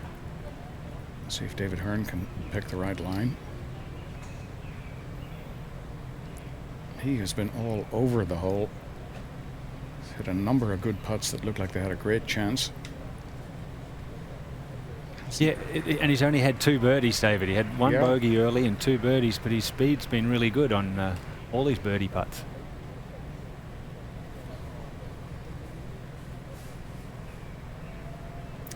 It's Brent Everson on the bag for David Hearn. He's been out here caddying for a long time. He's got that putter face aimed quite a long way left at the minute.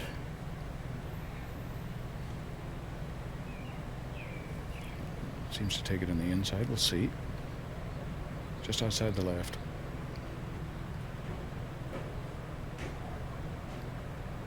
It's a pretty good line. Oh, yes.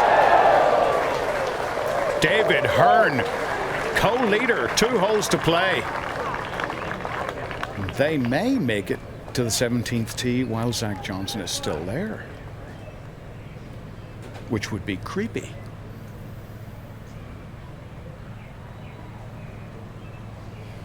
No. Okay, we'll go to 17. Birdie, birdie, birdie, the first 3 rounds for Zach. It's a little more interesting than it's always an interesting par 5, reachable in 2, but the hole cut right behind the right-hand bunker today. Causing some problems. Oh, just gives it the glance. Started down the right. Solid draw. And decisions to be made on the second shot. Good swing. Just a confident rhythm. Back at 16. Summerhays for par. Well done. Well done. So Summerhays, Flores, Spieth at 18 under. Zach Johnson and David Hearn at the top, tied now, 19.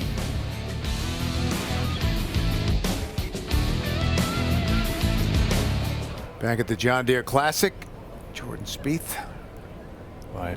Not an easy shot here to get up and down. Oh, goodness gracious. Jordan Spieth, how about that birdie at the last? Because that was motoring, and you got the pond on the other side. Wow, to tie for the lead at 19 under. He's holed it. 65 with the routine birdie at 18. The 19-year-old is 19 under. That is unbelievable. Wow. You know, it appears there they caught it a bit heavy. Oh, wow.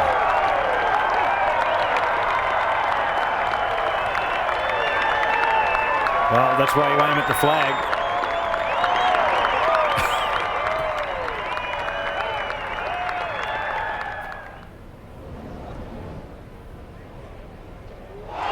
Put that one on the highlight reel, Mum. And that was something. So he's certainly got a chance now. Said one of his goals was to win as a teenager. He will turn 20 on July 27th. So a couple of weeks shy of that 20th birthday.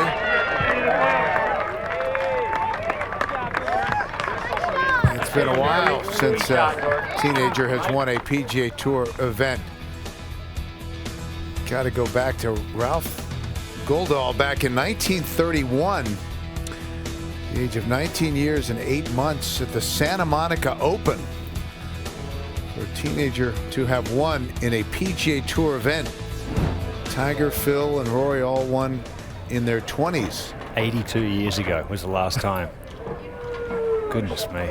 I'll go in and sign for that 65 and then wait to see what happens. Back to 17. Just a moment ago, Jerry Kelly. He hit a very good first putt.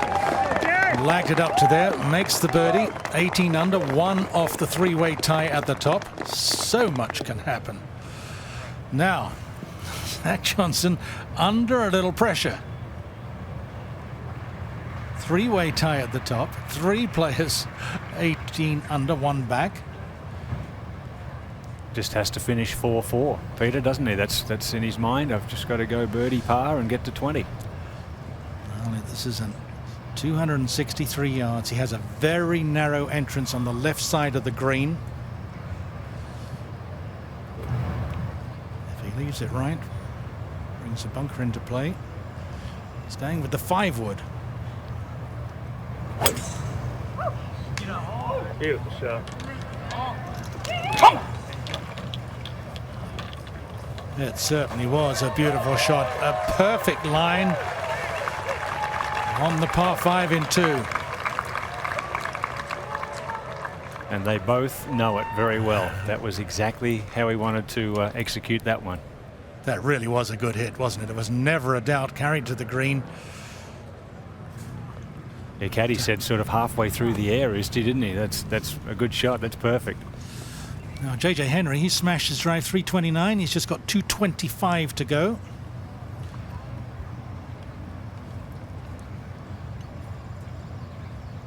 And we're told it's a 5-iron. Don't hold back on this one. Wow.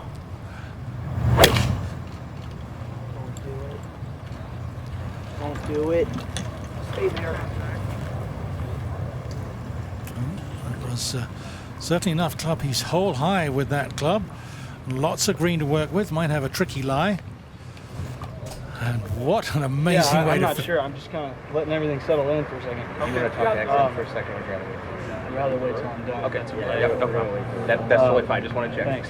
Yeah, 19. You don't really know what to do, what's going on, where I should go. People are pulling at you here. Sign this, sign that. Come for an interview. A lot going on. Okay, back on the tee at 17. One of the 3 co-leaders.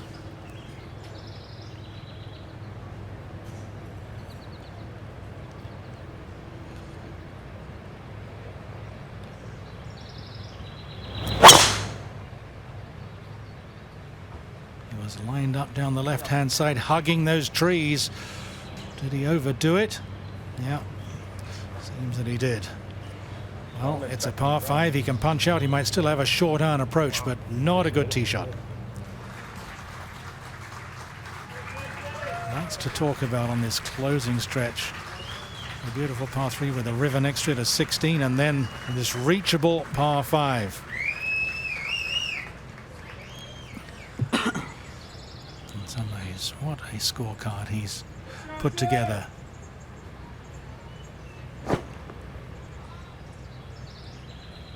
Birdies the last 2 rounds. 1 off the lead. An important tee shot. Hit a good tee shot. Maybe the eagle chance.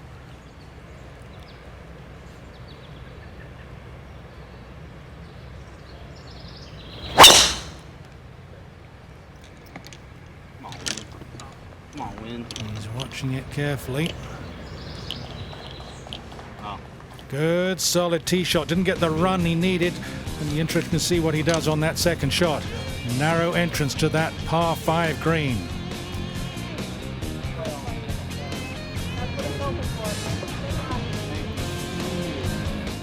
Zach Johnson is lining up an eagle chance. What's interesting is on the very same line, Kevin Stadler and Ches Reavie made eagle putts from 39 feet and 50 feet. This one, 64 feet, 3 inches. In the 3-way tie at the moment. Settle down ball. Oh, it had a chance. It had a chance. Just a little left to right turn after it goes past the cup.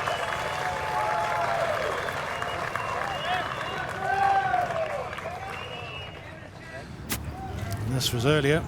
Left side of the green, J.J. Henry. Just chopping it out. He had to be a bit careful there. Anything that came shooting out quicker than expected would be over the green. Let's go down to David Fairty. Thanks very much. Down here with Jordan Spieth. Jordan, just First of all, another fantastic performance. But talk me through the last bunker shot. Did it have any spin on it? No, I don't think it was spinning. I'll be honest with you. It was a good lie, but it came out. And right when I hit it, I was almost kind of hoping it didn't go in the water. But you know, sometimes it bounces that way, and obviously extremely lucky, extremely fortunate, and very excited, a little nervous. Well, you take them when you can get them. You'll get plenty that'll go the other way. I know you ready to go to the British Open? Well, we'd probably have to have some stuff mailed in. I wasn't planning on it when I packed 3 weeks ago, so that would be amazing if I got the opportunity. No, we'll wait and see. Yeah. You keep warming up. Thanks. You never know. Back at 17, JJ after that disappointing pitch. And this was earlier from over 30 feet for the birdie. So he'll have to settle. Still 2 under for the round, 17 under total. Tied for 7th at the moment.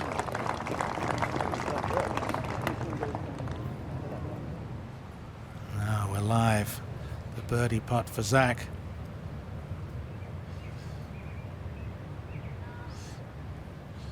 David Hearn is laying up while this putt was going in for a birdie. 20 under par, alone at the top. 2 good, strong shots into this par 5 when he needed it. And his first birdie since the 8th hole, Eastie, so that's amazing, he isn't it? needed it. Yep. He'd had a par 5 and a reachable par 4, hadn't taken advantage of those. Now, back down the fairway. You might have the driver out trying to go the low fade and run it all the way back to the pin. Wouldn't be a bad way to play it. Well, Right now, it's still going to bend around. 278 yards to go, so it's a long way. He has to hit this just perfectly, though. Hit this a little thin. There's bunkers left and right. And he has made an amazing comeback after that bogey streak on the front 9. Driver off the deck! It started left. He's admiring it. Come on, ball. Get the bounce. What a shot. Unbelievable golf What shot. a shot. Just spectacular. There was zero margin for error playing that shot. The distance he had to hit it, driver off the fairway. Awesome. Absolutely incredible. You know, it was we're thinking about, well, boy, what could go wrong here? But he knows that shot, and that was the ideal shot to play, Eastie. Well, he just had to make the perfect swing. You've got no margin for error with a driver off the fairway. Clipped it nicely. Come on. Tough to hit anything but a fade off with a straight face club off the fairway, but then he gets a nice bounce, and then the speed of the greens and the slope give him an eagle opportunity. Fantastic. Striding away now at 18. And Zach Johnson, after 8 straight pars, a birdie at 17 to take the outright lead. And he would have heard all the commotion back there at 17 green with that shot on fire from Daniel Summerhays. Oh no, remember he hit it in that same bunker last year in the playoff. That hit a terrific shot, but prior to that, made double. That's right, in the regulation, and then in the Troy Madison also made double, so they played on, and that's when he made a birdie from that exact same spot. There's his lie. I'll give it about 7 out of 10. It's not perfect. We'll have to hit it crisp and thin from there. This was earlier up on by the green. Jerry Kelly, his 3rd shot, flops it up there. Oh, he's got a beautiful short game, Jerry Kelly. Spectacular around the greens. His old coach Bill Davis from down at Jupiter Hills Club in Florida taught him a lot of those shots, and he's kept them forever. Let's go back to 17. Yeah, I like your numbers. After being in trouble off the tee and the left-hand trees, Hearn had to lay out. 50 yardage here, 104 yards, taking dead aim. Call to right. One off the lead. He was always going to get a little spin. That's a tough hole location. So little room to the right. The bunker just looking vicious.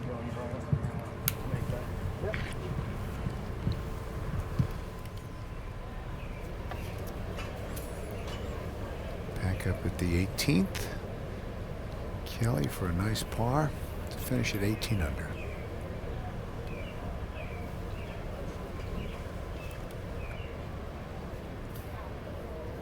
Way to go, Jerry. Great up and down. Now he can go watch his son play in that baseball event, the 14 and under event in Nashville. But a good week for Dad, 18 under.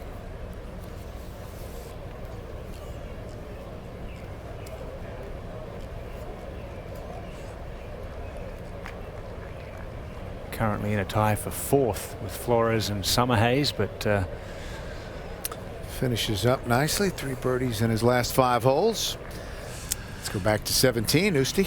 And Summerhays taking his time, checking whatever notes he had in his yardage book. He probably would have anticipated a whole location here during the week, so practice putting in the practice rounds. And he hit a superb shot here. 22 feet to go for an eagle to jump to 20 under.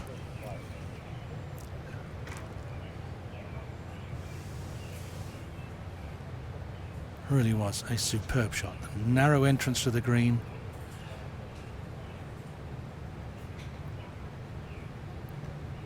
Take his time. this could be like Troy Madison last year, just at the right moment making the eagle at 17. Well, for anyone to come back after 4 consecutive bogeys, playing in the last group, and losing the lead.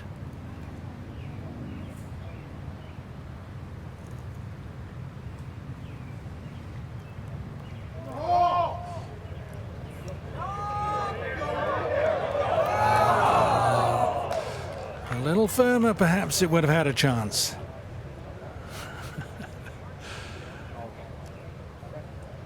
Just a birdie. 2 very good swings just when he needed it. And now he's going to need another one off the 18th tee. And we'll go there. JJ.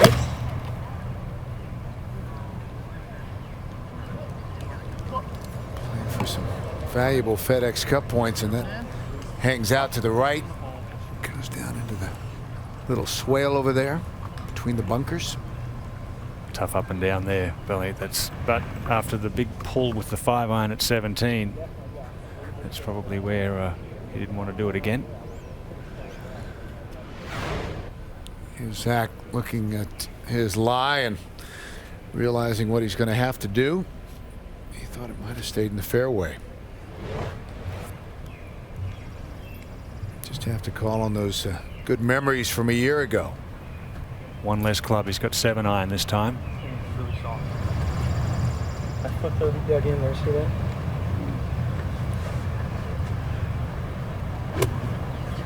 Is he talking about the soft sand? Yes, that's what he said. See how your foot dug in there on the way out. Just take that into consideration. 179 yards. Has to pick this cleanly, aim it at the right front of the green and turn it over, low and rolling. Bunker right, water left. Anxiously staring it down, and that's going to end up well to the right and over that swale and in the thick rough. Over where Jerry Kelly just made the great up and down. So much depends on the lie there. If it stays on the downslope in that rough, it'll be tough.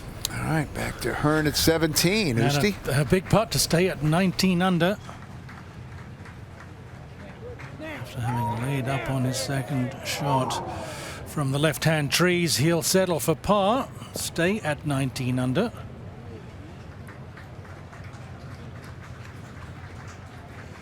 And the pressure will be on at number 18 tee.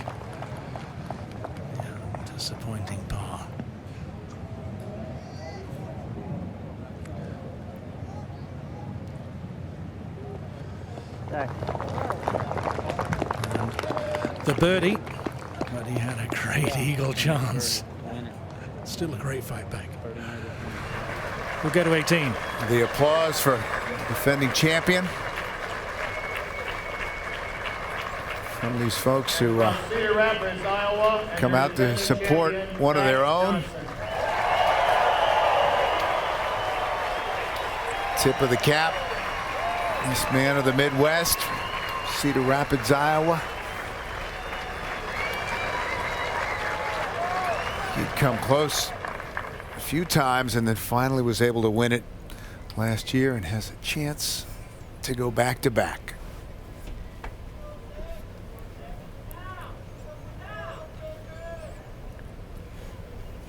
They changed the qualifying for the Open Championship. Zach is already in the field, but of the final 7 groups today, only Zach was already qualified for the Open Championship.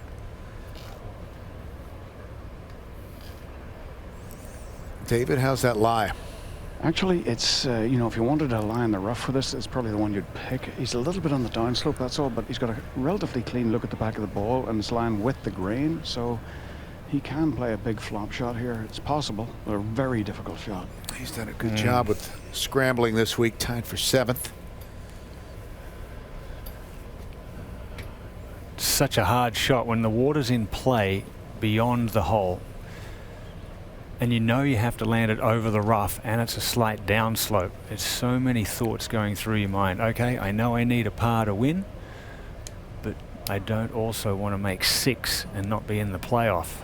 So you're thinking there's a lot of thoughts you have to let flow through. You have to try and relax enough to be able to allow yourself to play the appropriate shot. If you can get the sand wedge underneath it, land it on the green softly. Summer Hayes, an important drive because Zach knows these 2 guys behind him are both at 19. That's right. If Summer Hayes can birdie or Hearn can birdie and Zach doesn't get it up and down. Nice drive. A little bit of a smile. He's made some comeback after 4 consecutive bogeys. And now Zach. From 85 feet. Has to land this just like Jerry Kelly did. Nice high lob wedge, soar across underneath it and land it just on. There's enough air underneath this one where you could make a mistake both ways. You could play it where you don't get enough forward momentum as well, so it really requires a superb shot. Spin. Settle. Look out. That hangs up in the fringe and saves it from going in the water. It was such a hard shot to not hit it anywhere else but there, to be honest with you. He had to make sure he got it over the bunker. Hearn back on the tee. And he has played this 18th hole well this week, 2 under.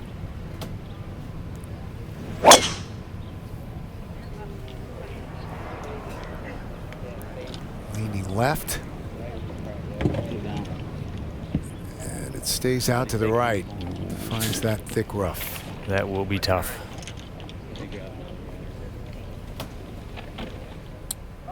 Jordan, don't put your clubs away.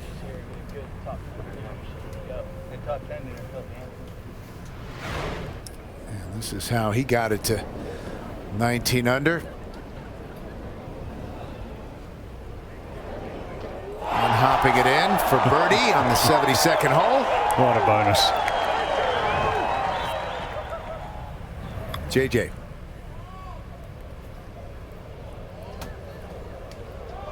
Pretty well played from that lie. That was tight down there.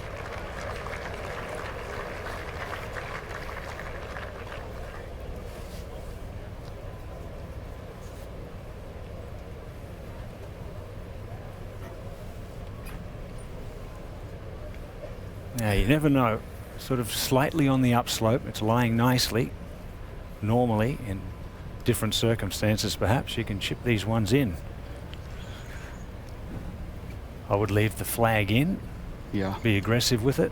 That always helps. We've seen stranger things happen here too. Not much stranger. Steve Stricker hold it for the win from off the back edge. He putted it, mind you, but it was longer than this one.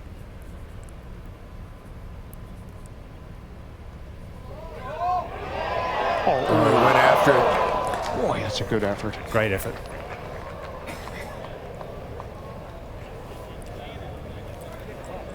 A playoff here? Really? You're kidding. Shocking. Oh boy, bogey the last to drop back to 19. It really is amazing how many great finishes we have had here in recent years.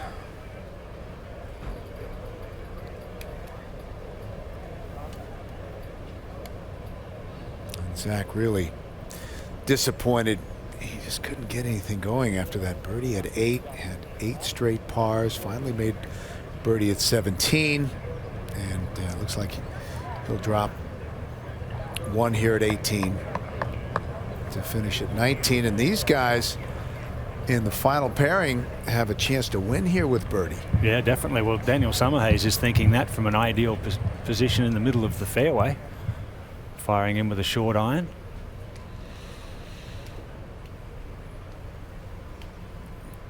J.J. Henry for par. Oh yeah, big money putt there for JJ.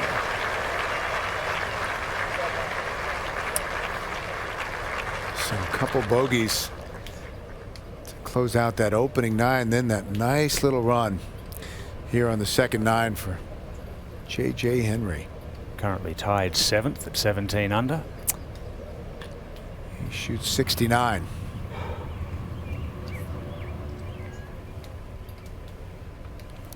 Summerhays has been on the roller coaster today. Zach for bogey here to conclude regulation at 19 under.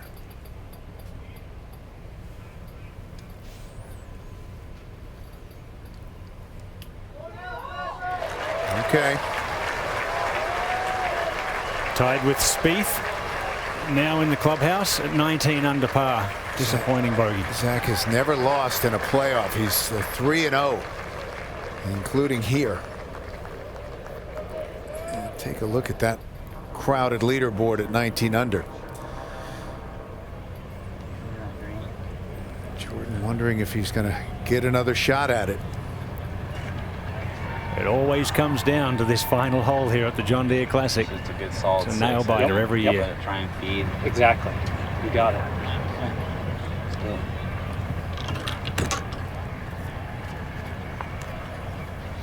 Here's the view back down the fairway. 6 iron.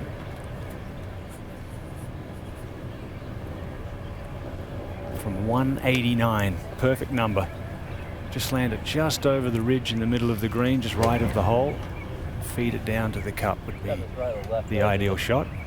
Tower there. Great. Little feed. Yep.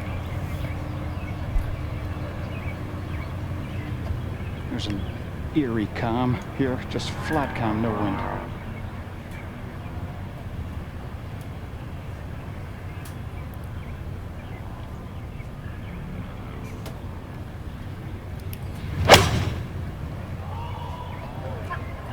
Down. Down. That's not good right there. Look at that. It's dead. Absolutely dead. Always too much sand in the faces of the bunkers, and that's buried fried egg lie. He doesn't know that yet. He has no chance there of getting that up and down. This thing's gonna take off. That's only 45 front. Play your shot. Believe it. So now we'll see what David Hearn can do.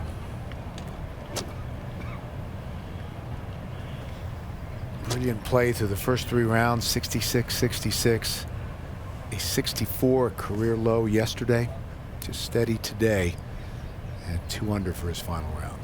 Well, if he can get one online here, he may get that jump forwards and be able to use the slope. Doesn't have to fly it so far up the green. Oh, hello, hello, hello. Easy. Settle down. Oh, it hung up. Maybe he can chip that one in for a birdie and get to 20. Some anxious moments for this man from Canada. Zach with his family.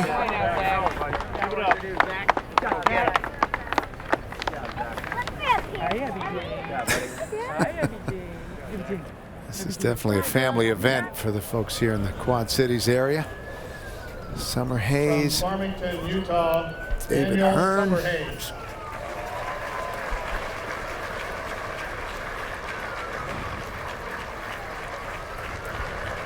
He really fought back. From Brantford, Did Summer Ontario, Hayes. Canada, David Hearn. David Hearn also trying to win for the first time on the PGA Tour. Led the field in putting coming into the final round. Had a solid week at the U.S. Open at Marion. He tied for 21st. College golf at Wyoming, kind of bounced around on the satellite tours. Got his card in 05. Played in 24 events then, but earned just $200,000. Lost his card and then got it back in 2011, and very fortunate that that stayed up. He just can't believe the bad break there. He just saw it.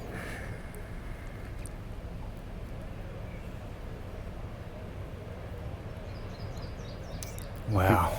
He has believe he has got to play this over the back to the right to be safe. Yep. But Summer Hayes is going to be first to play, I believe. Yes, he's a good 7 or 8 paces farther away. But he has to play for the chip in par. Has to play safe. Yeah, and I mean, even safe isn't that safe from this lie. You know, if he gets it going too hard, and he could leave it in the bunker, where, you know, if he leaves it up in the back right of the bunker, here it'll be on an upslope at least. But I mean, just almost impossible to get it on the putting surface. Well, I would be thinking, okay, what's my best option here? I have to stay in the game. I have to hit this shot to somewhere where I can make the next one. What am I best at? Am I better out of the bunker? Do I just chop it back into the bunker? Do I hit it long and have that long upslope, maybe get a putter on it if it stays in the fringe cut? But whatever I do, I've got to not hit it in the water.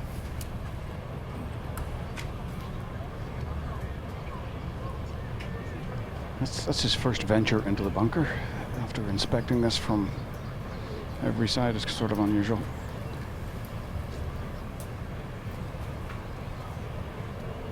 Really only 2 options. You know, he can come out way left, short of the green, or way right and over. Or hit it heavy and try and And roll leave it it in in the the bunker. sand, not plug it in the sand. I mean, you could try to play the perfect shot and land it in the long grass to scrub the speed off it, but boy, then you bring the water into play. Yeah, unless you're trying to land it in the rough, I think you just leave it in the bunker and try to hold out the bunker shot. Okay. Well, that's the shot he's Yeah, going to play. He's going to interesting. try and land it in the rough, maybe kick out and just over the back right, or leave it in the bunker. Did you hear what he just said then? I don't even know how to play that one. Yeah. Well, that one's on the upslope and very, very much easier. That's exactly what I would have done. Hit it fat so it rolls and doesn't bury. Now you've got an upslope from a perfect lie. Hey, Jordan Spieth can do it. Yeah, well, and you know, the majority of the people here will probably think that you know, was an incredibly bad shot, but it's more or less exactly what he was trying to do. He could have got lucky on that line and you know, hit in that collar of rough and come out just on the back edge or just over. That was absolutely as good as he could do.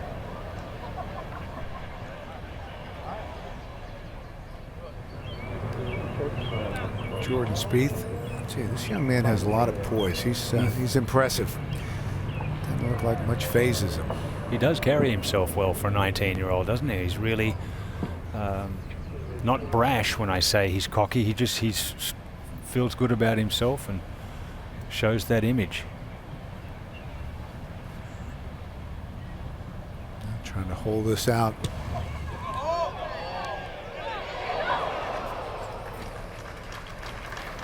Gave it a go.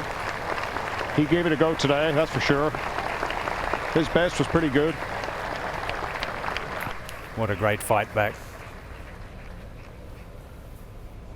Could quite easily have gone away and hidden after the 8th hole and 4 in a row. But he fought back from 16 under to 19 under and just a little unlucky there. But David Hearn has a makeable chip shot from the upslope here, making sure the flag's centered, sitting upright in the cup.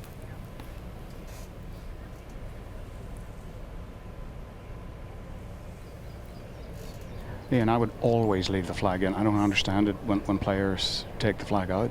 There's a reason they don't allow you to leave it in when you're on the green. Yeah, definitely.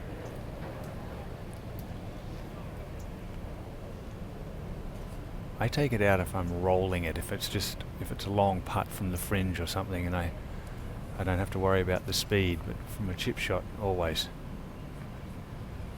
take the advantage.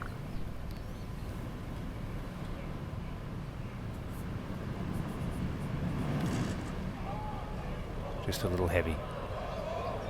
Just a little bit too much grass there on the upslope. And now needs that one to tie.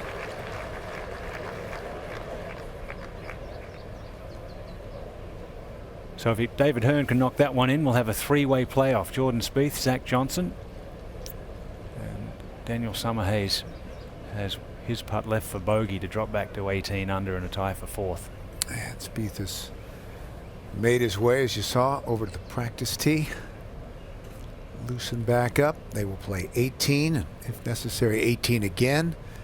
And then if it continues to the 16th, the par 3, and the 17th, the par 5, and back to 18. Yep. We make it right on the card.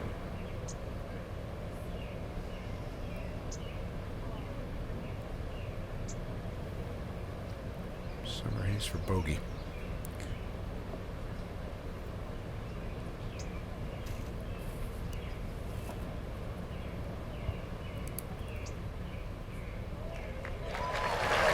Gutsy effort. He'll pick up some valuable FedEx Cup points and a lot of fans here, the way he handled himself. That's very impressive. He just never quit. No, I agree. He came back strong, didn't he? He was very, very well done. And the way he handled that lie in the bunker was exceptionally good. Now David Hearn, just to get into the playoff.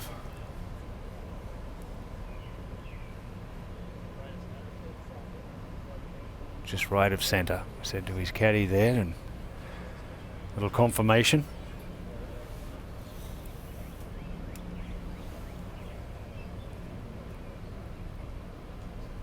And a win today for David Hearn would get him into the Open Championship next week.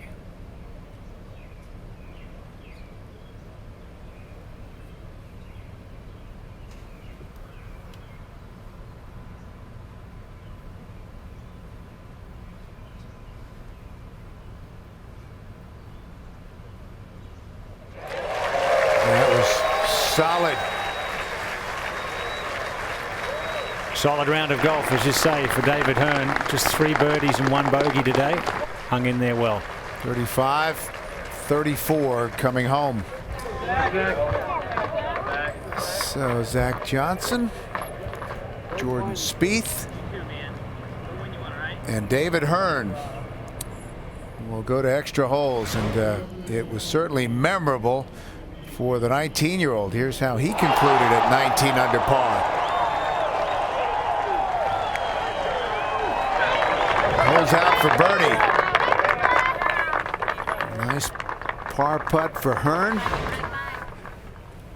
Playing in the final group for the first time in his career on the PGA Tour. So they'll go back and play the 18th again. Zach Johnson, Jordan Spieth, and David Hearn here at the John Deere Classic.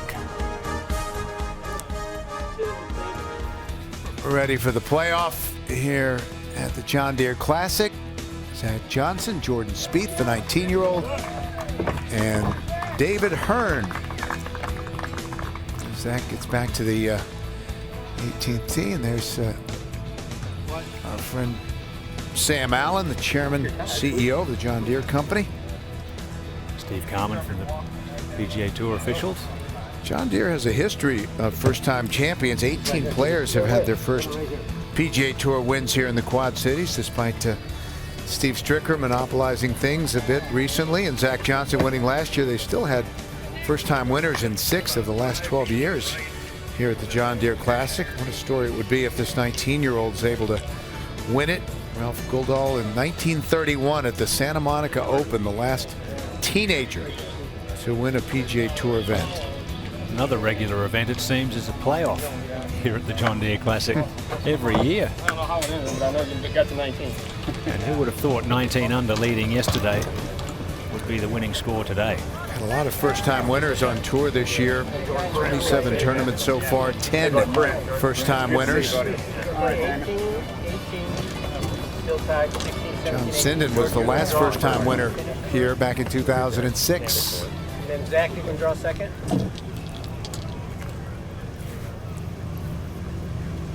Second. Second. Sixth. First. Second. Sixth, they said. Jordan and then David. Perfect. I got a red dot.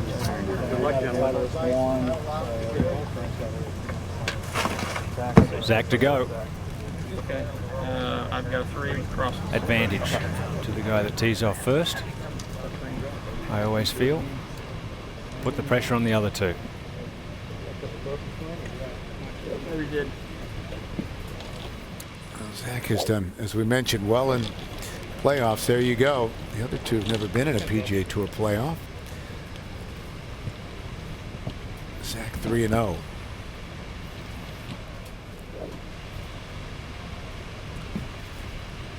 And one in a playoff here last year. Can he hit the driver and leave it short of that far bunker this time? Seems to be right on his number.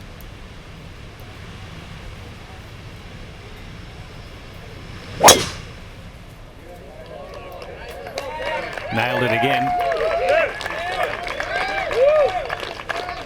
Perfect. Now the pressure's on the other two. That's why it's good to go first.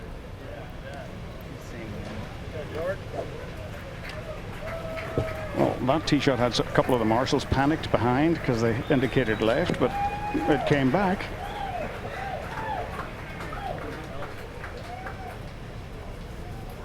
Now Jordan Spieth, how tough is it when you've been done for a little while to go back out and hit a pressure tee shot like this? Well, fortunately for him, it gave him an opportunity to get away from it all and go hit some balls. So he hasn't been done that long that it's that he got cold.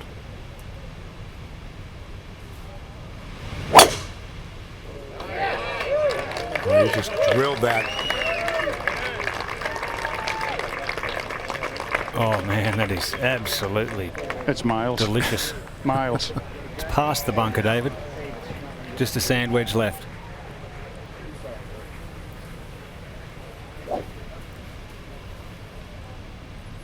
Year-old nerves.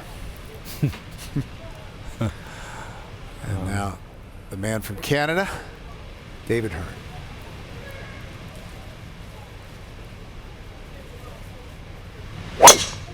After a good solid round of golf today.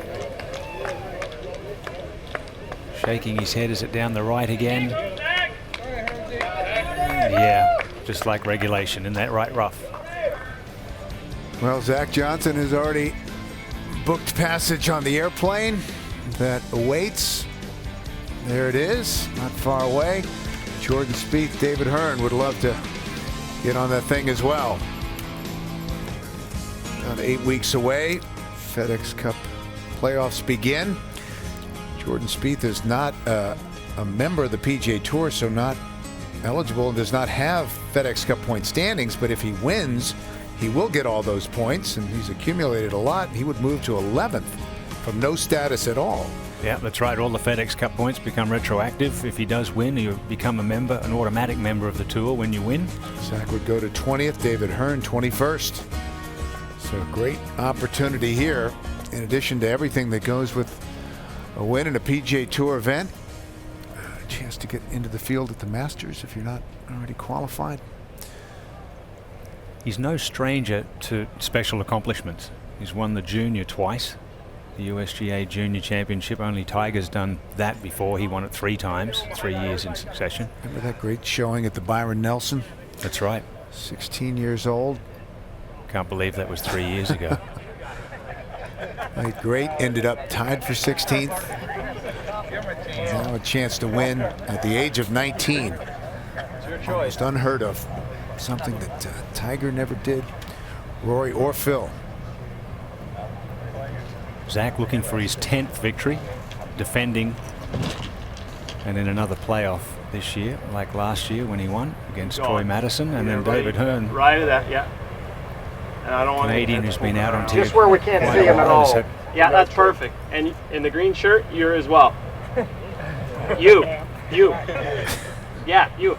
Thank you. Oh, that green. But, he's won at every level as well. He just hasn't won on tour yet, so maybe this is the next step.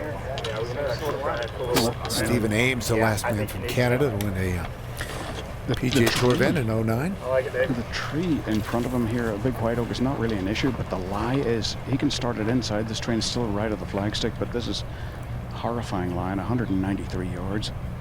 This isn't going to sound squelchy. That's a great looking shot. Came out quick. He knew it as soon as he hit it. Just came out like a bullet. That's the last thing he expected. Fortunately, it stayed in that first cut, which makes that chip a lot easier. Didn't get into the thick stuff. Zach has 7 iron out, 170 yards, and now he's got to go right at it. No decisions here.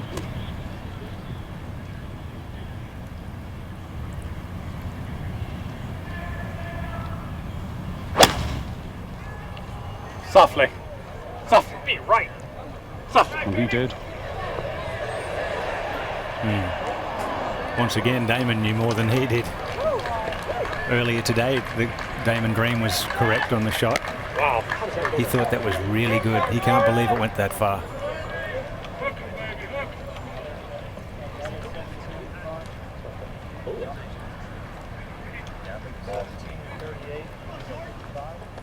Take a look at what Jordan Spieth is trying to accomplish here.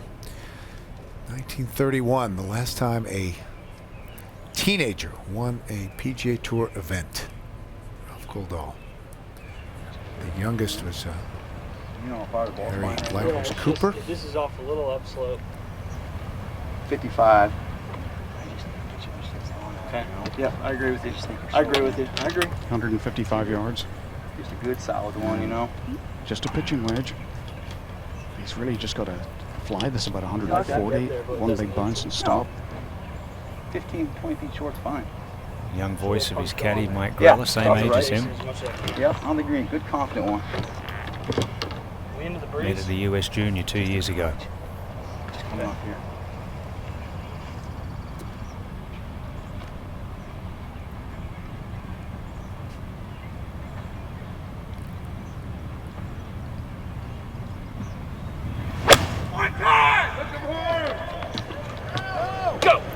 Just right.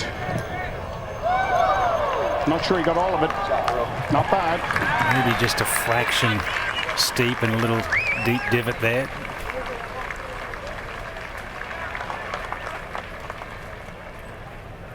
But advantage Jordan Spieth right now is about 25 feet for birdie. And David Hearn from 20 yards or so through the back with a pretty good lie. So the odds are we'll see 3 pars here.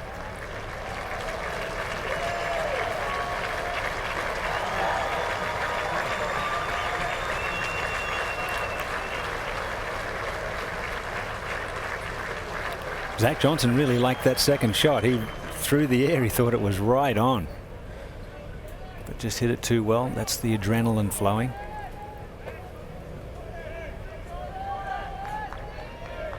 Well, 9 wins for Zach.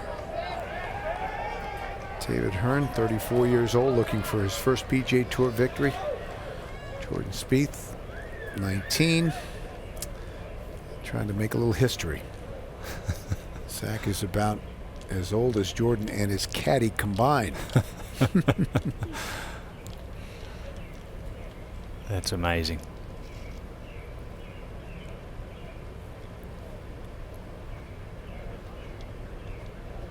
Okay, check of the book here. See all of the information he's put down over the week.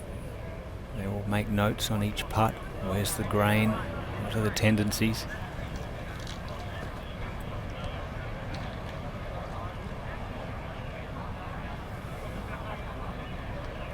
Zach has the putter out at the moment.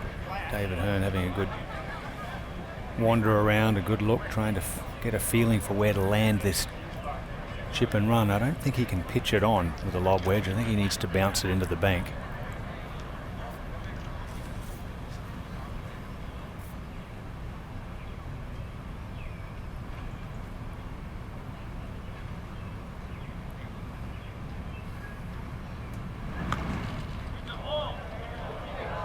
Well played. Beautiful shot.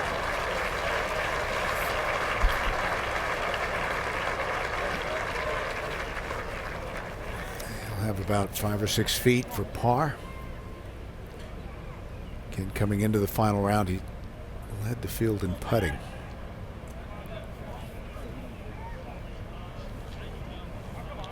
It's very interesting. These three really come at this very different perspectives. Zach Johnson has won a major. He's a Masters champion, trying to win for the 10th time on the PGA Tour. This was a huge event for him, winning here last year. David Hearn doesn't necessarily know how many more opportunities he's going to get. But Jordan Spieth at 19 is confident that he's going to win a bunch. Well, Zach just reading the way this is going to break. When it hits the green, he's going to fly it all the way to the green, try and check it a little bit, and really trying to make this one.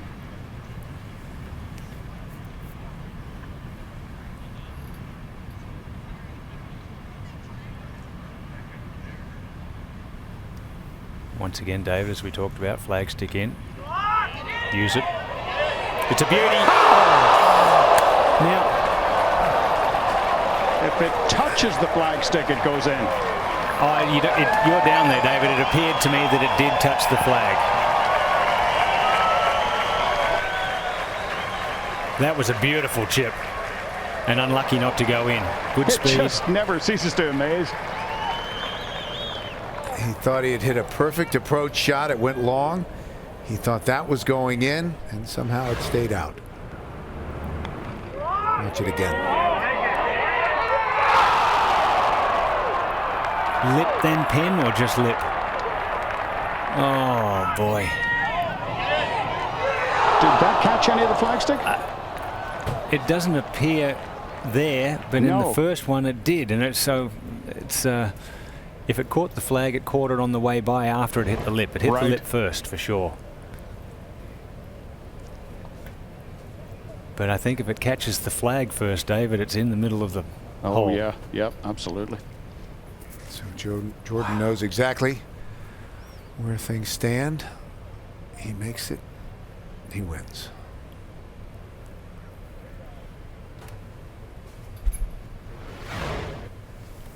Another look. Yeah, it did catch the flag. It just caught the very edge of it.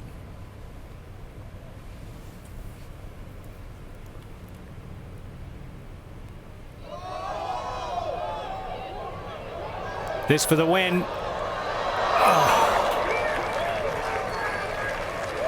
And I cannot believe he was short. No, that's okay though. It was a good stroke.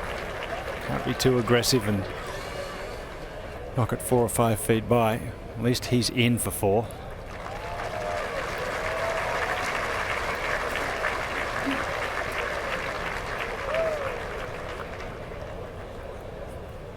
Getting more experience than he bargained for, David.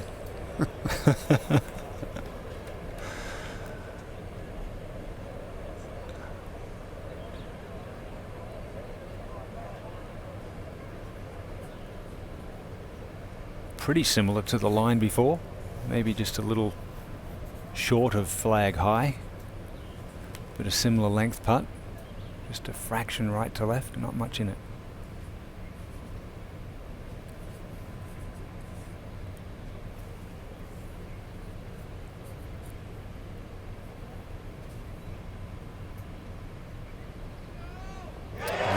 Solid stroke.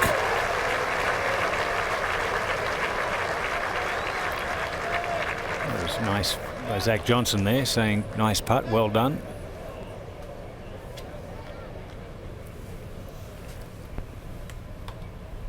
And the playoff continues. They will go back to the tee at the 18th. Sudden death at the John Deere Classic.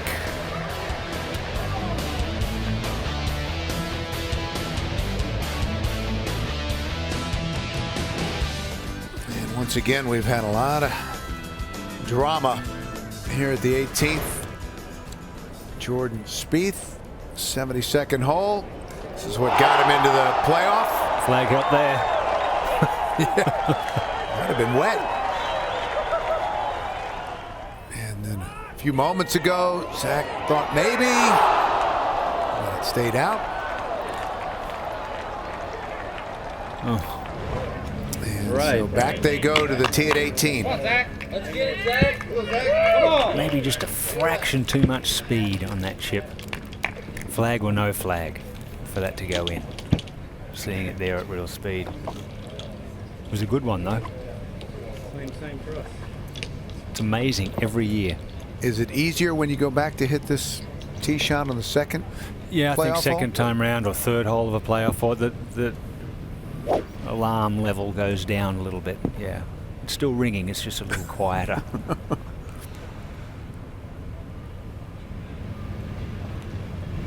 But he loves this drive.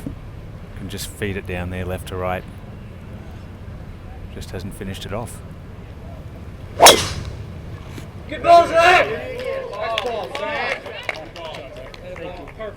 Yeah, lingered a little bit.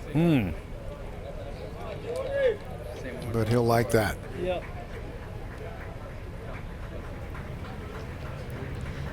He liked it first time round, but it finished in the bunker. He hit it 20 yards farther that time. Jordan Spieth ripped it 30 yards past him. This poised 19-year-old. He's played this in 1 under so far.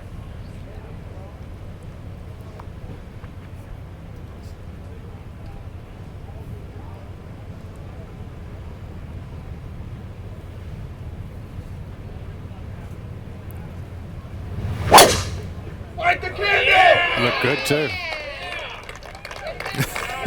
He's so casual about it. Isn't he? So unflustered. There's another 20 or 30 yards beyond Zach again. Look at that. Might be in his divot from last time. There it is. Yeah, just another casual Sunday. It'll be 19 again. Boy, I'd do something about that shadow in front of me.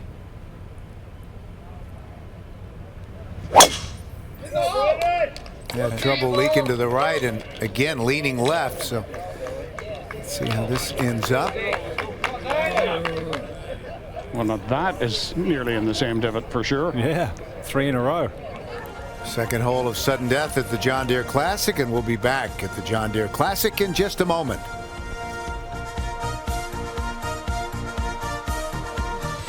Second hole of sudden death at the John Deere Classic.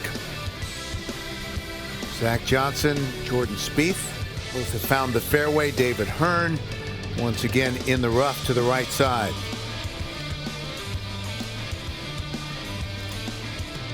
Jordan Spieth, the 19-year-old, trying to become the first teenager to win a PGA Tour event since Ralph Goodall at the Santa Monica Open back in 1931.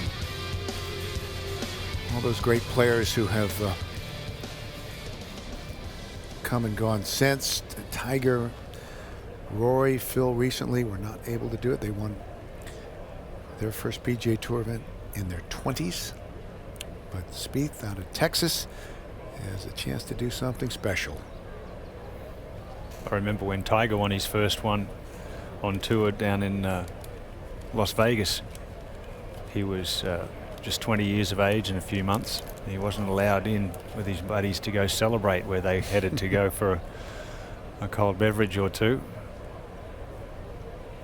Well, this is a 24th event for Jordan. He's already had, you know, a little bit of a career, 16 as a pro. And so much promise for so long. 2 times US junior champion.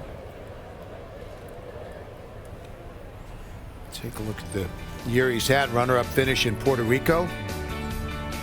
Played in 16 events, made 12 cuts, and 5 top 10s. Seems like every time we do an event, he shows up on the leaderboard. Yeah, I agree with that. We've been doing it since April. Every event I've been at, he's been right up there. David, what about this lie now for Hearn? Yeah, it's actually a little better than it was the last time, but still, you know, it may be quick. 185 yards. Even if it landed 60, I don't think it's going 30%. It's definitely the one.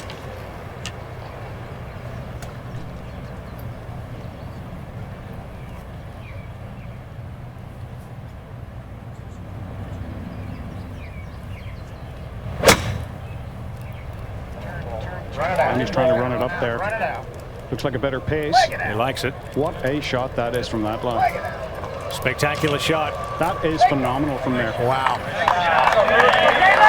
That is just about where Jordan Spieth was when they played this hole 10 minutes ago.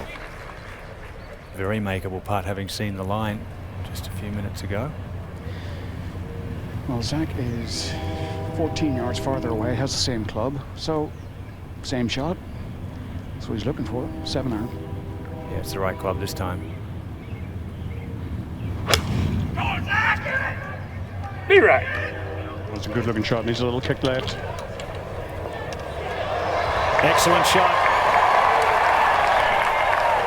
And they love it. Pretty straight putt from there as well. That's a very good chance for the 3. Pressure's on Jordan Spieth. Like that over a good 9? Yeah, I do. I mean, it's because it gets back there. Yeah. There you are. I mean, I don't have to hit it hard. I can keep it I'm not sure he's feeling any pressure. 166 yards, 9-iron. 66 9-iron. Perfect. Behind it. And that punch has been there all week for us, so I like that. Just draw it off the bunker there. Yeah, same one as the last time. I mean, it's just a little easy. Yeah, a little punch. Good confident one on the green again.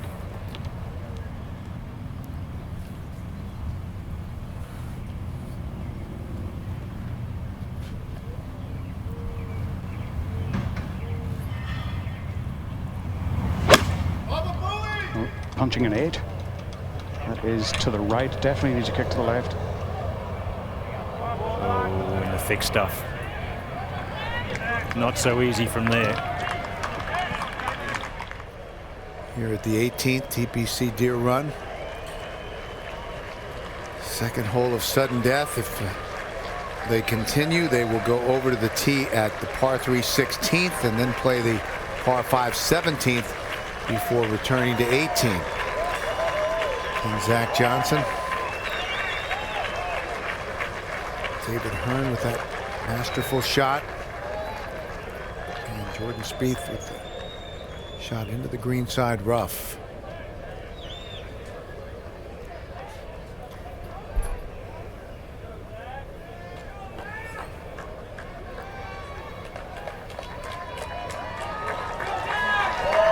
Players alone with their thoughts.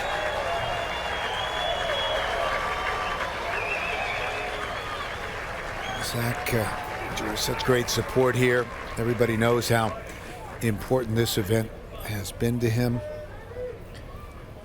He's called his 5th major. He's finished 1st, 2nd, and 3rd in 3 of the last 4 John Deere Classics.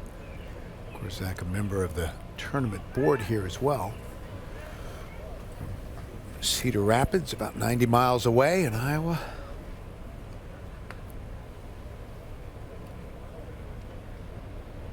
This not an easy shot, David, for Jordan Spieth from that lie when you're so close to the hole in such a deep lie like that. Yeah, anytime you've got to make a much bigger swing than you want and there's water behind and you just got to make a decision how it's going to come out and stick with it.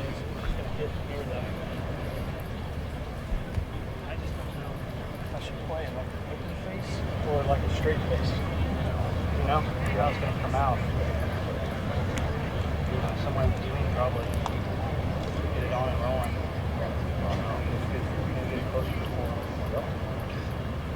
Just got to lob it on the green rolling. But you've got to make quite a good swing. I like to play these dead-handed, a longer swing of the club head with my arms rather than a hinge. So let's see how he does it. He hinged it. Just too much roll. 6 or 7 feet for the par. But really, with Zach Johnson in there with 12 feet for birdie, he was thinking about trying to hole it.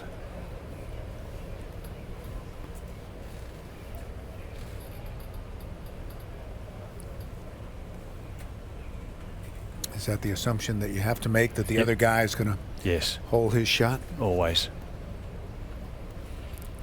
John Deere Classic ended regulation. A 3-way tie at 19 under par. All 3 players made par when they played the 18th for the first time in sudden death. They're playing it for a second time. There's the lineup once again tonight. All new Big Brother. That follows 60 Minutes. Then The Good Wife and The Mentalist. Beautiful early evening here in the Quad Cities. And a very similar line to the putt Jordan Spieth had on the first playoff hole. So he got to see that putt. That always helps. A little bit of confirmation that it's maybe hit it a fraction firmer than it looks.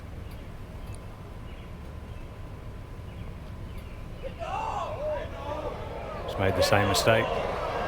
Back up the hill there, you see. Big chance for Zach Johnson to defend his title.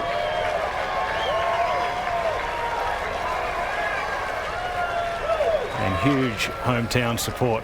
It's not like they're pulling against the other two. They're very popular as well. But Zach and Steve Stricker here are the men, you must say.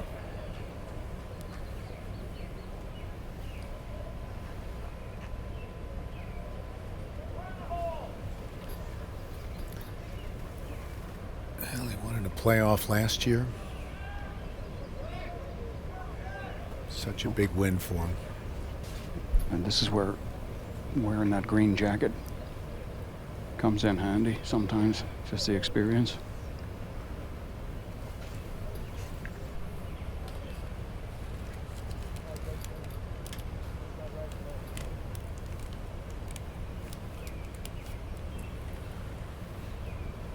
He's won twice at Colonial, trying to win twice here at the John Deere.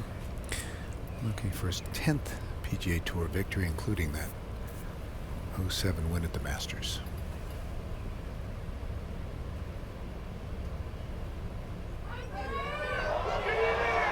Oh. Perfect speed. He has come so close in the last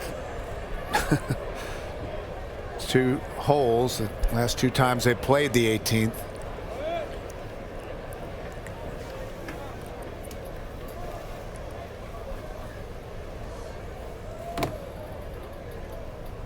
Good move here. Tap it in, get it out of the way, get your 4, prepare yourself for the next. 16th hole will be the next to play, par 3.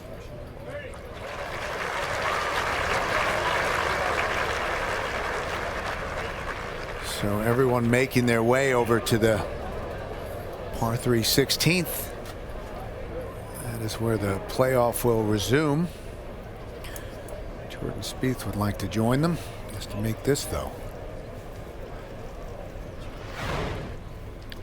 See how close this came to end things. Ooh, wasn't far away, was it?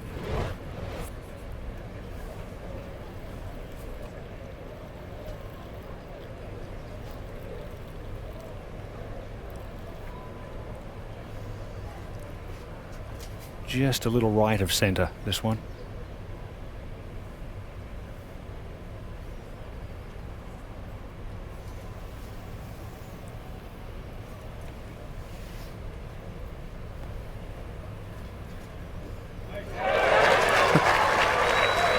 No nerves for the 19-year-old. Beautiful. I don't think any moment is too big for this guy.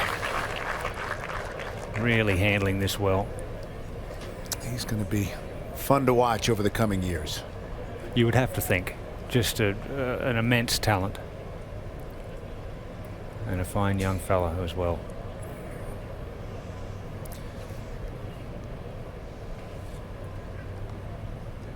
David Hearn to continue as well.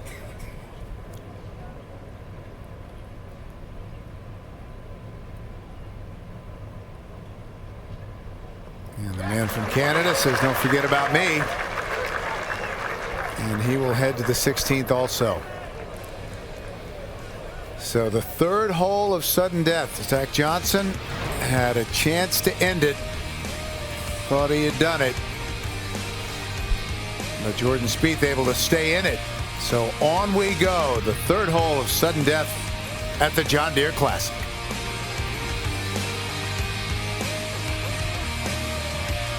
So back over to the signature hole, the 16th. Rock River there along the player's left. All right. Great golf hole.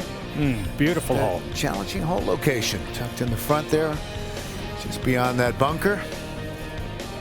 Somewhere between a pitching wedge and an 8-iron for all of the players so far today. Some of them just feeding a little 8-iron in, but most a big full wedge or a 9.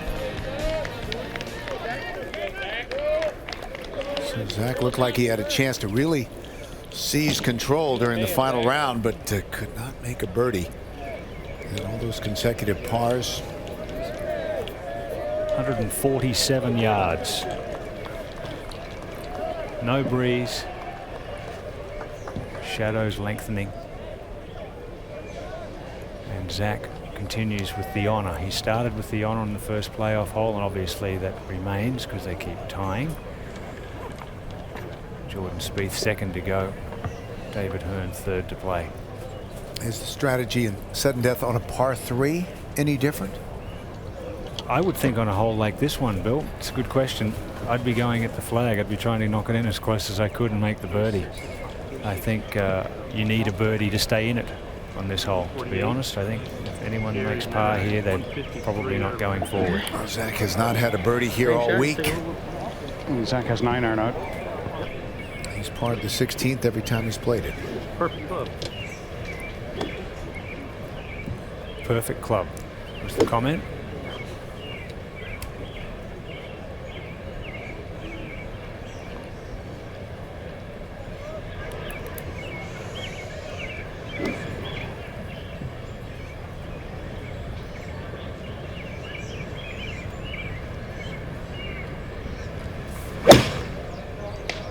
In the hole. Starting this a long way right. Not bad. Not exactly what he wanted. Perfect club. Good distance. You could tell by his reaction, though, he was not as excited as the gallery. Hoping to get a little closer. Yeah, here. I like this. No, I like this. I just think you're still because I moved back with that 9 earlier. Yeah. Honestly, I think Pitching wedge. I think it's just a good solid one. Yeah, for Jordan. Solid one. Saying to his caddy, good solid pitching wedge. He said last time round I moved back a couple of paces to hit a little 9. I like the wedge. David, do you like this kid's composure? Do I ever? I mean, he really, he's got a great balance of aggression and a little temper, and but a fantastic attitude to go with it. I love him.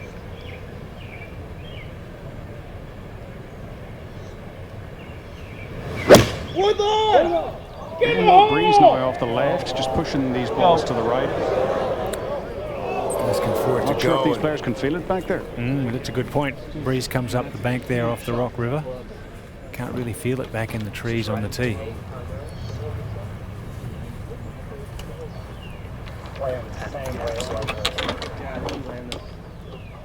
Between the fringe and the pin, really, it's solid.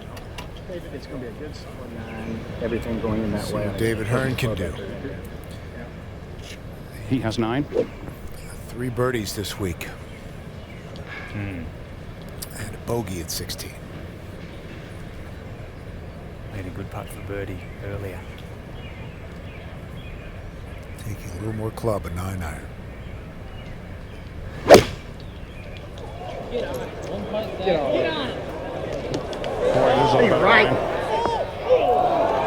Right at it. So David Hearn trying to win for the first time on the PGA Tour and join the field at the Open Championship. Has a look at birdie. Sudden death at the John Deere Classic. We're back. Third hole of sudden death. Par 3 scoring this week. Jordan Spieth has played the par 3s awfully well. Wow, is he ever? But he's got the bigger challenge among the three. He's in a situation here where he has to feel that David Hearn's going to make his for the birdie, or Zach. One of them's going to make it. But at the same time, if they don't, and he blows this little chip or a long putt beyond the hole, or leaves himself with too long for the par, he can put himself out of it with a bogey. So he's in two minds with the shot. Do I just make sure I get it close and secure the 3, or do I go at it with reckless abandon and go for the 2? It's as a 19-year-old, David, what do you think? A 19-year-old be thinking more about the 2 and the aggression? Yeah, I think so. And you know, you got to think it's sort of odds on. One of these guys is going to make it, as you say. So you got to get it there.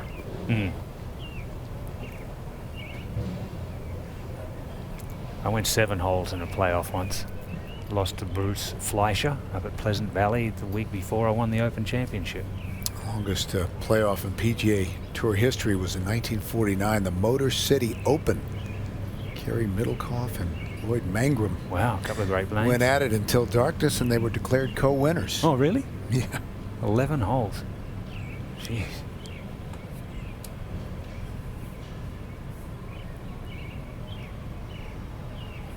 Let's see what Jordan can do. Putting through the shadows as well. As got the flag out. Putting, that's the wise choice.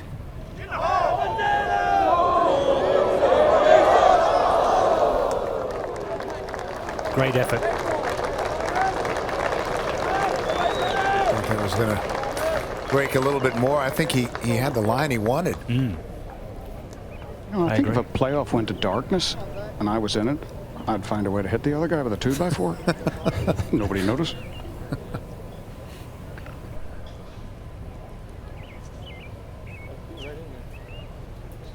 Zach's already on that charter to the Open Championship.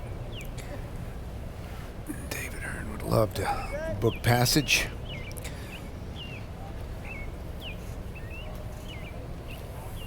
There's our friend Sam Allen, chairman and CEO of John Deere, with the group in the playoff. Such a great host, and he was a pretty good player back in the day. Golf team at Purdue, Evans Scholar. And a big supporter of the Evans Scholars, as well as the tournament as well. Great initiative. Oh, funny little putt here, in that it's downhill right to left, then uphill right to left at the end, and you know, it could sort of trick you into not hitting it quite hard enough. I'm surprised if he doesn't give this one a scare.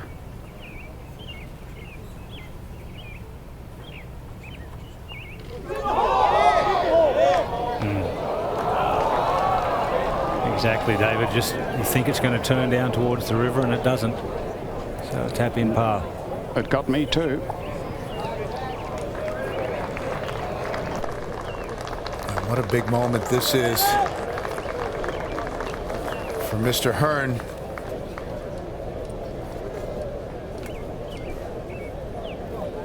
Trying to earn an invitation into the Open Championship, book a spot in the field at the Masters, and earn his first PGA Tour victory. Came in with only one top 10 this year. It's fallen that much. What a week he's had. Well, I got to tell you, I read this one about left edge, but now I'm thinking it may not go any at all. Favoring the left center. He held a good putt here in regulation, so that's a good feeling for him. Take that and go with what you got, bud. Good memories. Cody telling him to go with what you think, bud. That's all I ever had it. If you don't go with what you think, you won't hit a good putt. So take your time reading it, and then when you're over, just stick with that read, see it going in and make the stroke.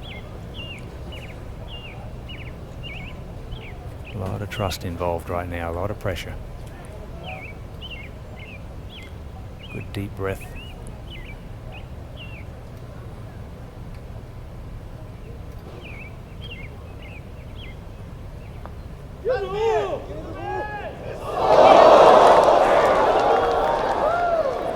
And so the playoff will continue.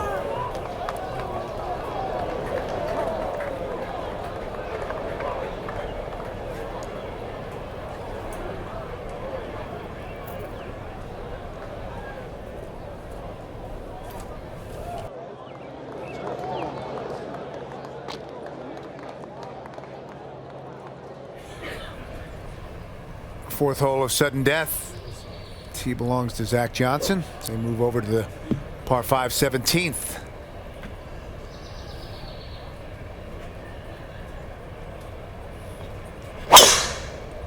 Ooh, good looking swing there. Didn't leave anything in the bag. No, he gave that a lash.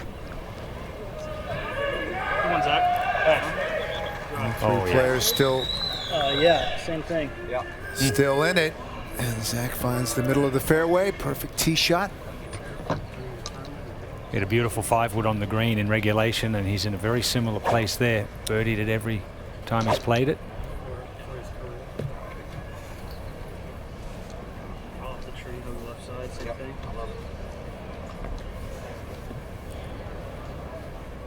Jordan has a slight advantage with the distance, but the shape of the shot is what's more concerning for him here. Need a little right to left around the corner.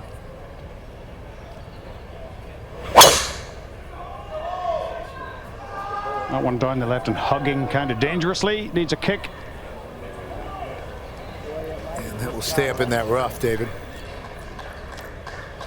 About a yard too far left.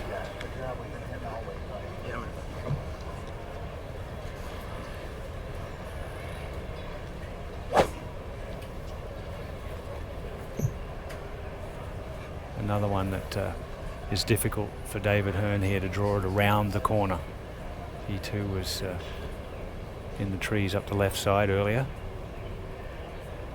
There you go. Yeah. Likes it. Swing, Dave. I think so.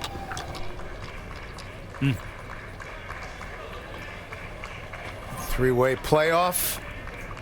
Fourth hole of sudden death to decide the John Deere Classic here in Silvis, Illinois. Back at TPC Deere Run. Trying to conclude things at the John Deere Classic, and we've got three in the playoff. Zach Johnson, Jordan Spieth, David Hearn. All pars from those gentlemen so far.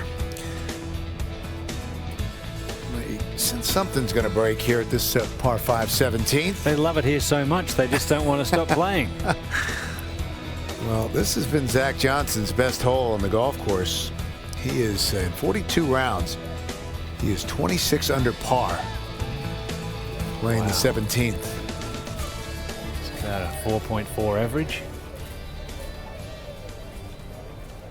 That'll make you a lot of money over the years. You have a 4.4 average on the par 5s.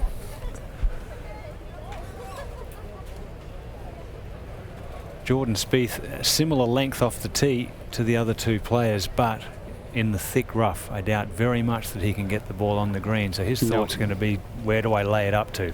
Yeah, that's exactly right. And it's a relatively straightforward layup shot, but you do have to lay up. There's one bunker that's down there. If you try to get it anywhere halfway close to the green, it could mess with you. But he's got a lie that, I mean, he could probably get a utility wood or something at it, but he's got a bunch of trees on the left, and I don't think we'll see him do anything but lay up here. Yeah, you don't want to leave yourself a long bunker shot. At least give yourself a, you know, an 80-yard lob wedge or something like that that you can control the spin. Although I must admit, occasionally I underestimate how strong these kids are, and just how well they can force it out of the rough.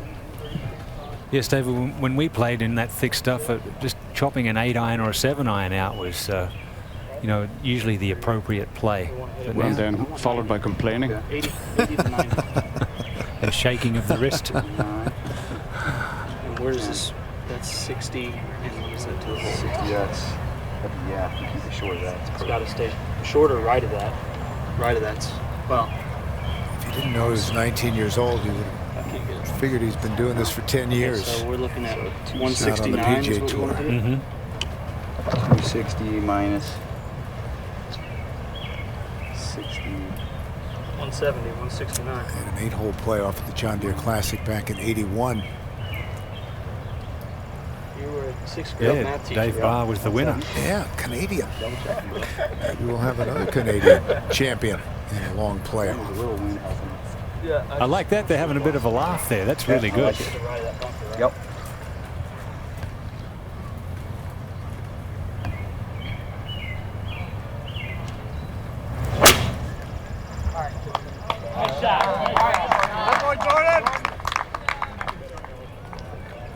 Boy, that took a hideous bounce left and actually looked like it might have gone in the bunker, but No, it's perfect. just fine. Yeah, perfect. And he'll be able to spin it back there, be able to land it at the hole and spin back towards it. Perfect lie.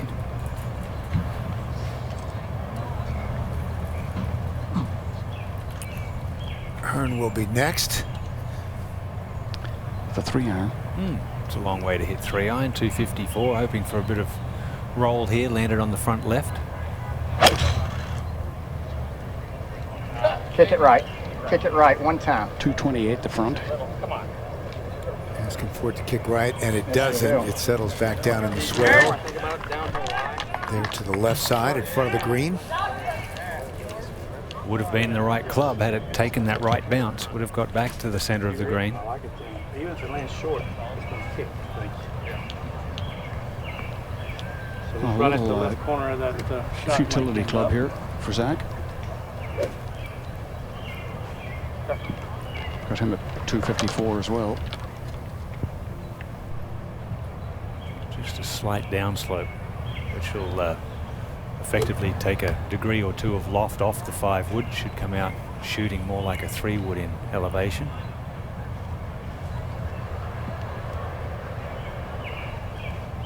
Readjust the aim.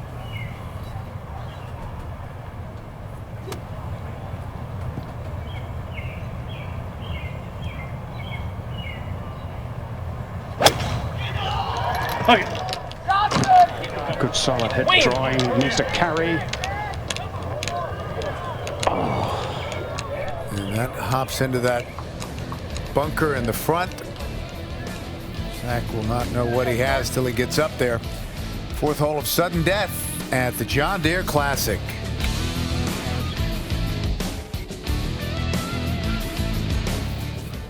Sudden death at the John Deere Classic. Zach Johnson, defending champion, trying to win for a 2nd consecutive year. David Hearn from Canada. And Jordan Spieth, the 19-year-old. That's where Zach ended up as they're playing the par 5 17th. That's a pretty good lie, but he does have 25 to 30 yards to the hole. So I'd expect him to get that out within 8 feet with a regular shot. These guys are so good out of the sand. It's not a problem. They'd much rather be in the sand than in the rough. I think golf courses would be a lot tougher without rough, actually, if it was just all closely mown and the ball caromed off into the hazards. Yeah, a lot of them would be. Now, see all the shadows there? I'd be asking them to move. I wouldn't want someone moving their shadow as I was about to take my my pitch or putt. So we'll see if David has got the presence of mind to do that. I'm sure he will. Seasoned campaigner. Jordan Spieth stepping off the yardage. I've got him at 73 yards. I got 85 total. You got 70. 47. 70 total. And just long enough to spin it. One bounce and stop. We had 47, right? That's good. Move them all back. That guy with the big hat, I'd get rid of him too. Come on, buddy. Back you go. There you go. Took his hat off. He heard me. So David, just over 70 yards, nice, just a nice smooth lob wedge with plenty of spin. Yeah. That's it. You know, you don't want to hit it too hard. Get too much spin on it. Just one bounce and stop.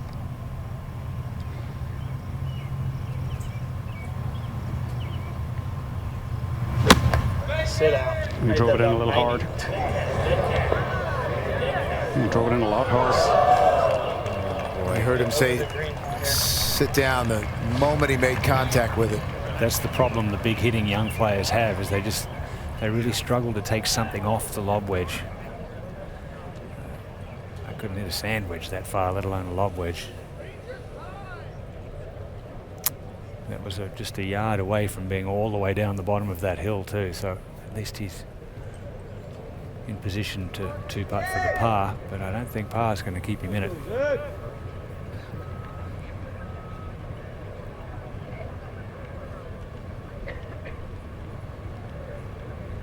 Right, real still, thanks.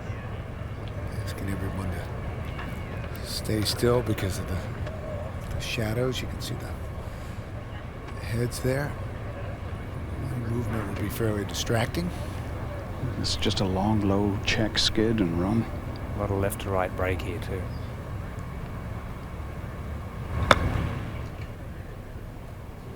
Well played. Beautiful shot. Excellent, excellent effort. He's got very good touch around the greens, and there's a lot of pressure on them right now. And we'll see what Zach can do in that, because that shot by Hearn might be good enough. That was a very good confidence boost for David Hearn, that shot. That was not an easy pitch from a tight bent grass lie. No, you've got to think about Zach Johnson. We talk about pressure, no more than on him at the start of the week. All the expectations, the defending champion, local boy.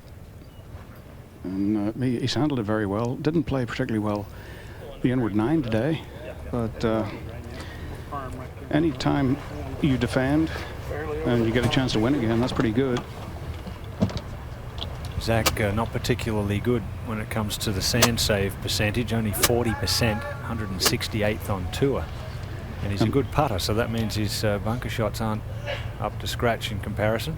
Well, this is a tough one. He'd love it a little more in the upslope. You get it to stop quicker. It's going to come out a little flat for him.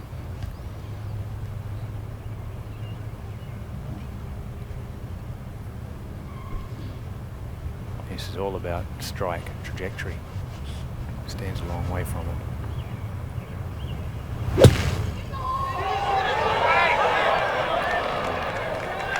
I think he stands too far from the ball to get any spin on it. I'd like to see him crowded a little more. That might be his problem. A downhill putt for the four. That's not an easy putt.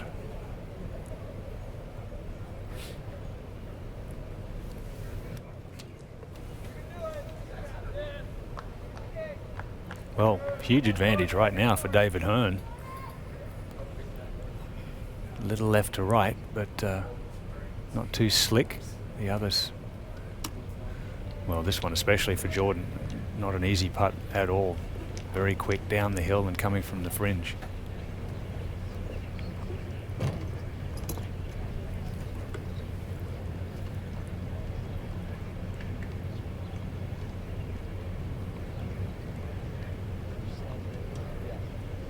One good thing, no shadows in play.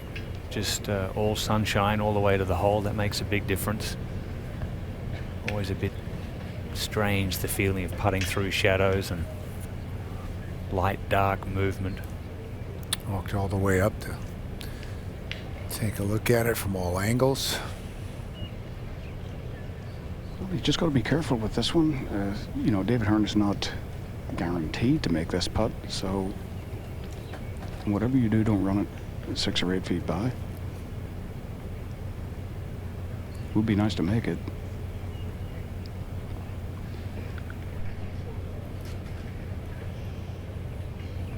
One time.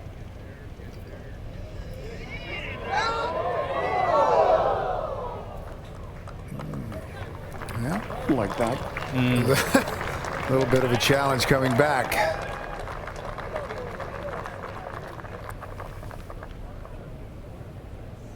He's going to have a very least, a tie for second, which would be his second runner-up finish of the year on the PGA Tour. That's correct. For those of you that don't perhaps follow golf all the time or understand the playoff system, there's one winner, the other two tie for second, regardless of when they go out of the playoff.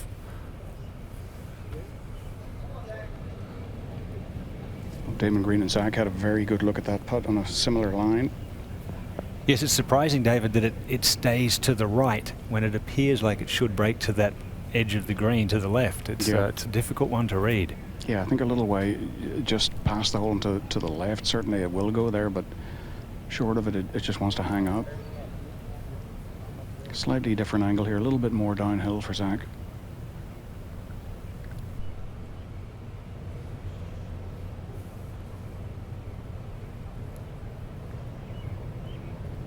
When you see it in the big screen, just 4 foot 10 inches left for David Hearn. So this is really a must make to stay in it.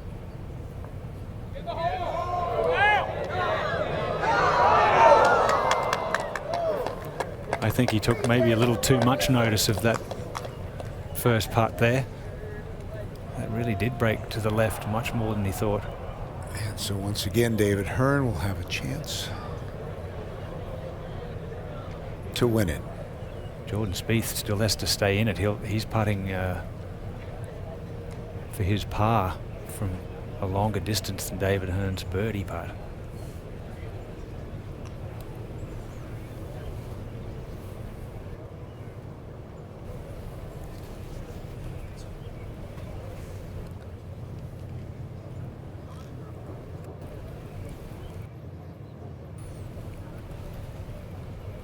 Zach thinking about the missed opportunities, and David Hearn about the opportunity that lies ahead.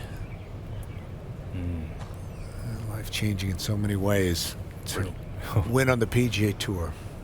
Yeah.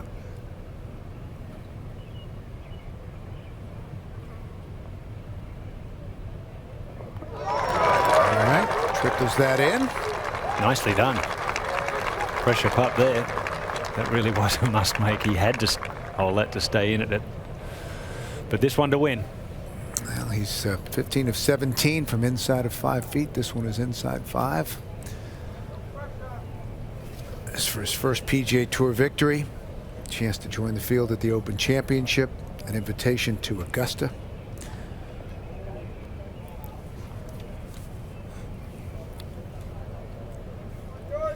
And if he makes it and plays the Open Championship, he'll be at the RBC Canadian Open in 2 weeks in his home country in Ontario, Canada, which is where he's from, and he'll go there as a winner on the PGA Tour. 34 years old.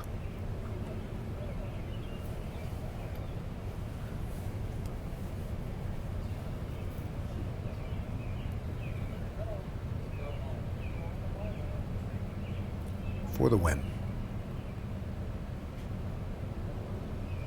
Oh, he pulled it. Oh, he hit a good putt too. Just a little firm. Just hit it through the break, David? I believe so. Oh. Zach's still got to make his. But that shouldn't be too difficult, and everybody heads over once again to the 18th. They will play that for the 4th time today. Yes, there's not too many people watching this putt, actually. The 3,500 people just took off for the 18th. So on we go. Wow. Well, he knows if he in his heart feels like he hit a good putt there, but it was just a fraction firm, that's a big difference than feeling like, boy, I pulled that. That was a jumpy and I pulled it. But as David said, he might have just hit it a fraction too firm, and what a disappointment for David Hearn. Let's take another look at the putt by Hearn. I think that's always the key sign, Bill. We saw there, he was watching the line of that putt, and that nearly always accentuates the pull. You must keep your head still. You shouldn't see a 4-footer go in. You should be listening for it. And if your head stays still, the right hand can release without closing the putter head down. So all three remain.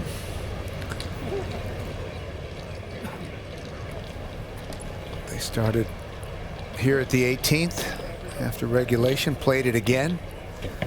All pars from everyone. And 16, 17, and now back to 18.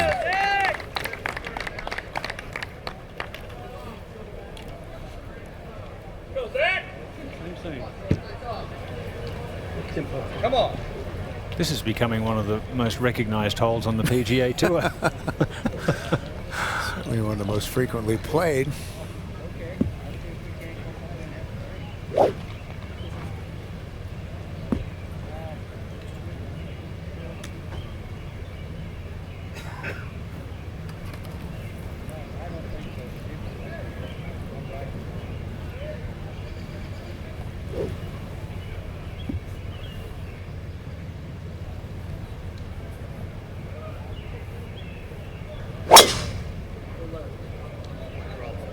Get left.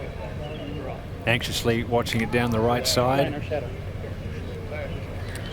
that's on the other side of the gallery, and That's maybe blocked by that tree. That's when he was hoping for a little assist from someone's running shoe or something. It's finished right behind that big oak. We're an hour and 20 minutes or so into this playoff. And all three players are still alive to win the title. Here's the 19-year-old, Jordan Spieth.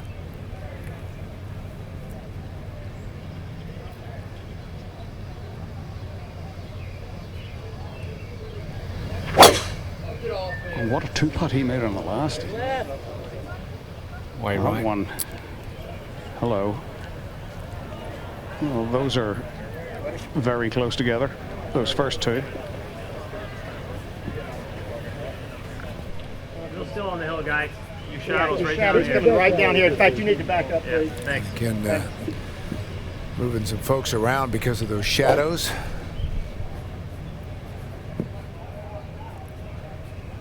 Been down the right every time he's played this hole in that right rough. Can he get it right, or correct, I should say, this time?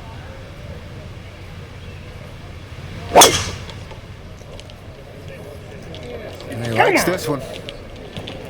Looks sneakily similar. Oh, it hit the tree. Oh, ah, dear. Maybe he reached down for that tee quickly because he's seen it so many times. So all three find trouble off the tee. Zach Johnson blocked by that tree. You saw Jordan Spieth's ball, and then Hearn bounced off a tree and also found the rough. Sudden death at the John Deere Classic. A roving reporter, David Ferrity, is out there with the three players. Yes, I'm over-roving, as it turns out today. Yes. But none of these three has a shot, to be honest with you. Well, they've all got just a slender chance. David Hearn can go either right or left of the big oak in front of him and hit either a chop or a hook and try and get it up. Keep it underneath the tree. Then, well, I think Zach if he keeps it a millimeter right of the tree in front of him and an inch left of the oak that's further out, then he's got a gap, but it's like threading a needle. And Jordan Spieth, guys. he has got to hit a low, choppy cut, and out of the lie that he's in, very difficult to do anything but hit it straight. So not good for any of them. A lot of strategy coming into play right now. If I were David Hearn, I wouldn't be thinking of anything too courageous. I'd be thinking of what's the best way I can make par. Yeah, I think a 4 wins this. Yes. Water in play all the way up the left side, all the way around the back of the green is not an easy up and down either. If he were to lay up in, I mean, he'd have to hit a sand wedge about 50 yards in front of him. Very difficult. He's looking to the right of the tree at the minute. Heads up, Zach. We're going right at that. Yeah. Yeah. Pretty amazing when you think about all of the birdies made today and in this tournament. When we get to the playoff, we've played 4 holes already, and all 3 players have parred all 4. So you'd think we would have seen a birdie before now. Looks like he's having a go, David. And he's got 5 iron. Oh, I'm not even sure. Oh, just got through there, David. That's not the worst I've ever seen. Oh, just boy. wants it. Yep, it's okay now. But it only had to roll another 3 yards and it's in the water. I don't think he was trying to hit it there. That was an accident. With that club, he was trying to run that on the green. Comes out. Look how close this came to that tree there. As it goes between them. Yeah, it came out very low. That was smothered. Missed the tree by an inch.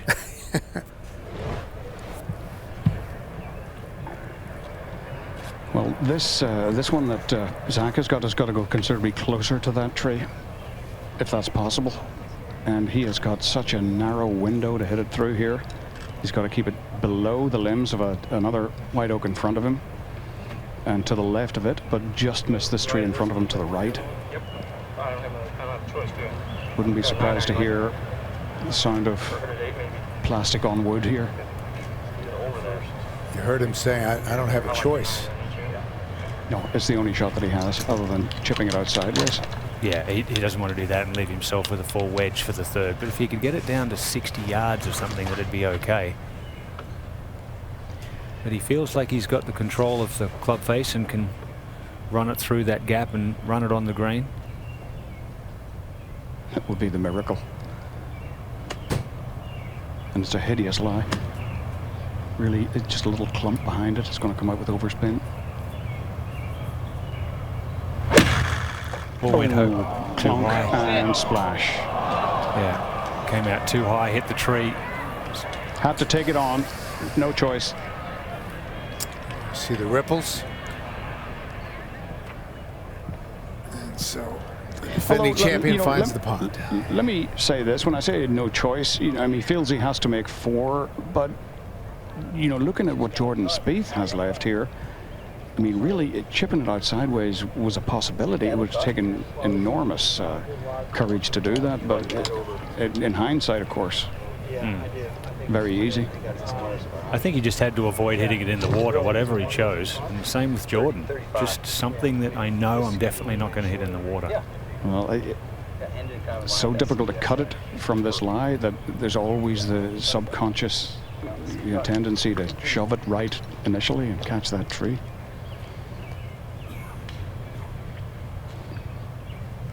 Yeah, harder to hit a low fade than a low draw. It's much easier to smother drawer.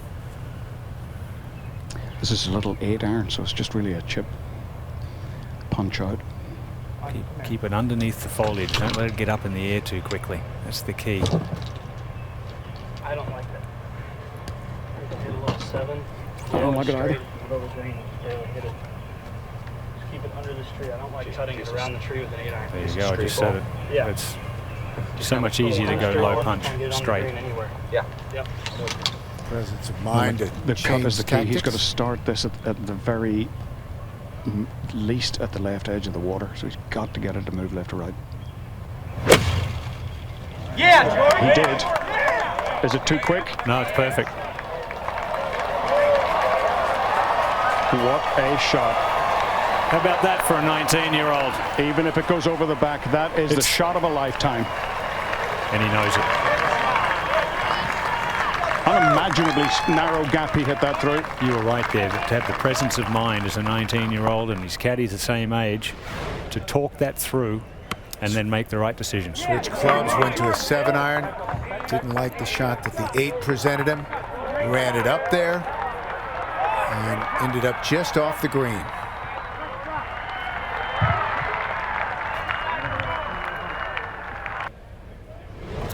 Meanwhile, Zach Johnson will be faced with his 4th shot.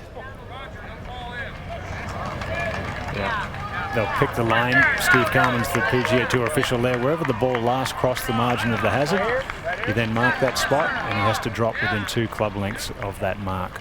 That's the rule. 1-shot penalty. He'll be hitting his 4th. And needs to hole it to stay in it.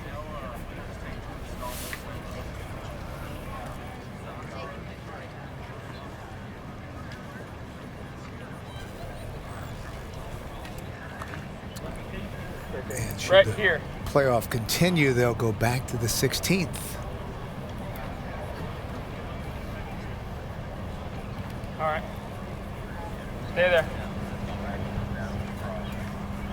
So Zach's going to fire over that point. You can go back in line with her at last crossed as far as you want to go and fire over the point. Yeah, he's trying to find a spot of fairway. It looks like he may have the angle there. Yep, that's a smart drop. Control the spin on it from the One of short his options. grass.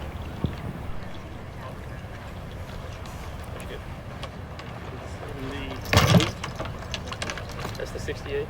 Yeah, 76 then.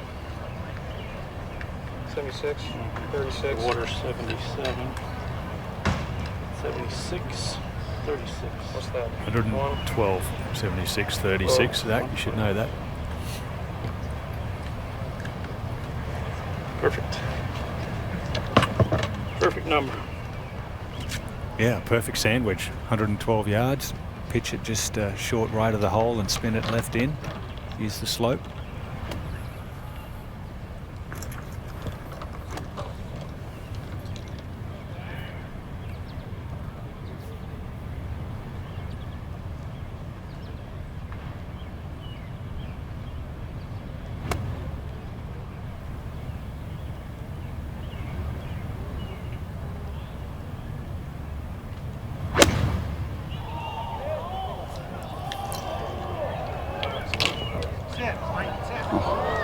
Boy, he didn't get the bounce forward he wanted.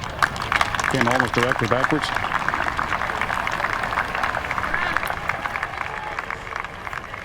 So as the fifth playoff hole continues, Zach Johnson is on the edge of the green there in 4.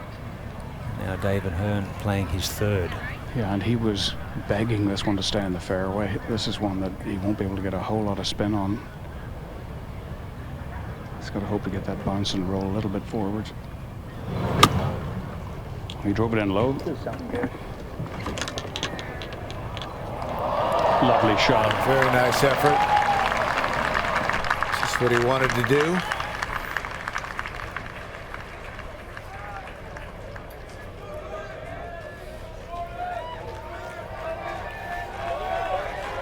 Fifth hole of sudden death to decide the John Deere Classic.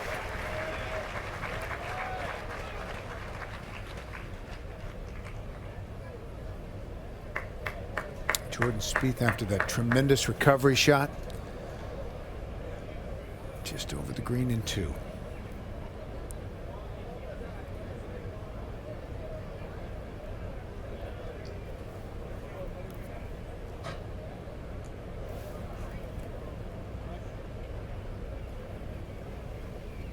Remember Steve Stricker a couple of years ago holed a very similar putt for his victory in that run of 3, and he had three wins in a row, and then Zach Johnson won last year.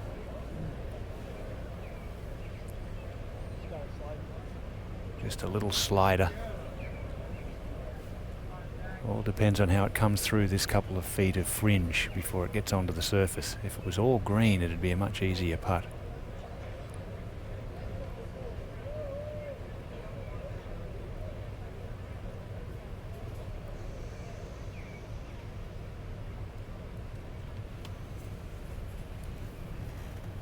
Board of directors from the John Deere Classic, they're behind him in the ties.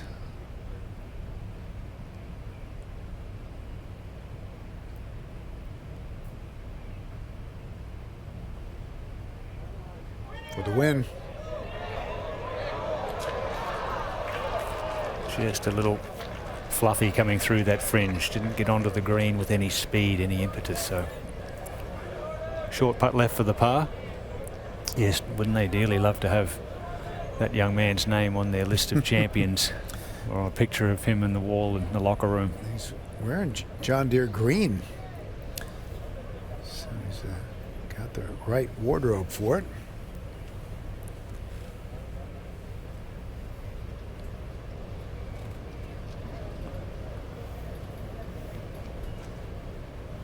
Get all those FedEx Cup points that he's earned by winning, and as we mentioned, an invitation to the Masters Open Championship. A lot of things will open up for Jordan Spieth, as they will for David Hearn should it continue. Zach That's a nice way for the defending champion to conclude, but unfortunately found the water, and that will eliminate him from the playoff should it continue. He's already booked his passage on the charter flight to Scotland. Yeah, he's always a good pick in any major. Already the Masters champ from 07, but with his knockdown game and good putting around Muirfield, he's a good chance. This one has to go in. No Canadians won on tour for 4 years since Stephen Ames. He'd love this one to be his first.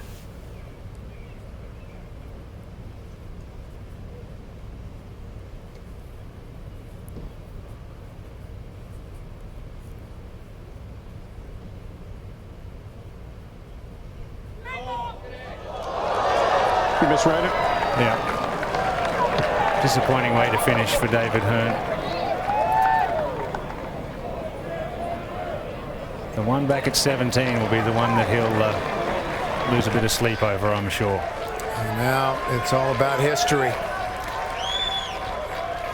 Asking for everyone to be quiet. He's got this remaining to reach his goal of winning as a teenager on the PGA Tour, 2 weeks shy of his 20th birthday. What a story.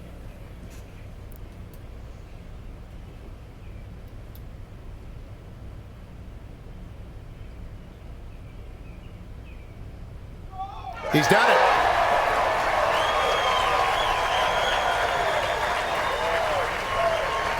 First teenage winner in a PGA Tour event since Ralph Goodall in 1931 at the Santa Monica Open.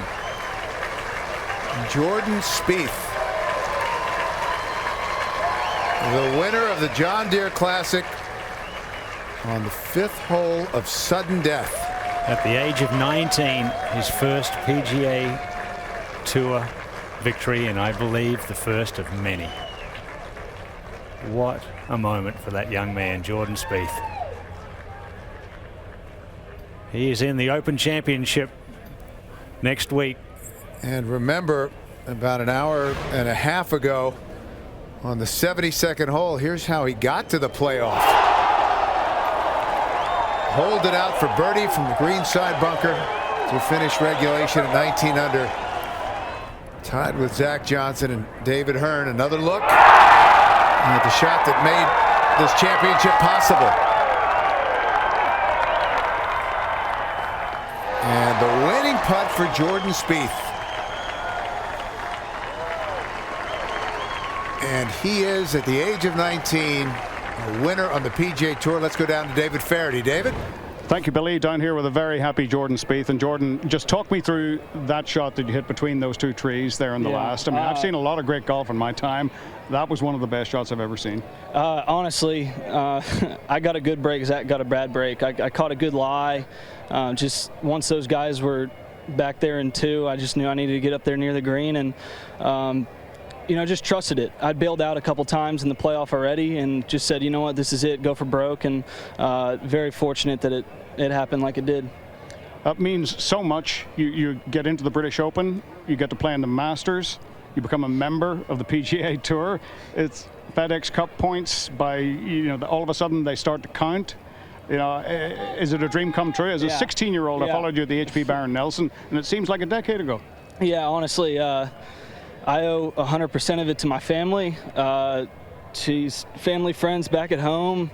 I mean, right now I'm just happy I won the John Deere, and you know, family sponsors, Under Armour, you know, Titleist. I just, you know, I couldn't have done it without the support of my group, and honestly, I don't even know what to say right now, David. Well, I'll tell you, we have got great kids in this sport. We've got great people. We're lucky to have another one. Thank you. And Jordan Thank you Spieth. very much. Congratulations. Thank you. Thank you, David. No matter how many times he wins in the future on the PGA Tour, this will always be special. Milestone for Jordan Spieth, winning at the age of 19. And it also brings him into the Rookie of the Year discussion as well now, as with a win and now a member. So Jordan Spieth, on the 5th hole of sudden death, wins the John Deere Classic. And a look at the updated FedEx Cup point standings. Jordan Spieth, because he accumulates all of those points that he's earned this year by winning, jumps all the way from no status to 11th. We showed you the shot at 18, the 72nd hole that he holed out from the bunker, and here's that great shot on the 5th hole of sudden death as they went back to play the 18th again. A thing of beauty with no margin for error. It's exactly what he said he wanted to do. Just take the low 7-iron and punch it up into the middle of the green and let it roll on up. He originally had a different club, but he pulled the one he was comfortable with, executed the shot, and then made this for the win.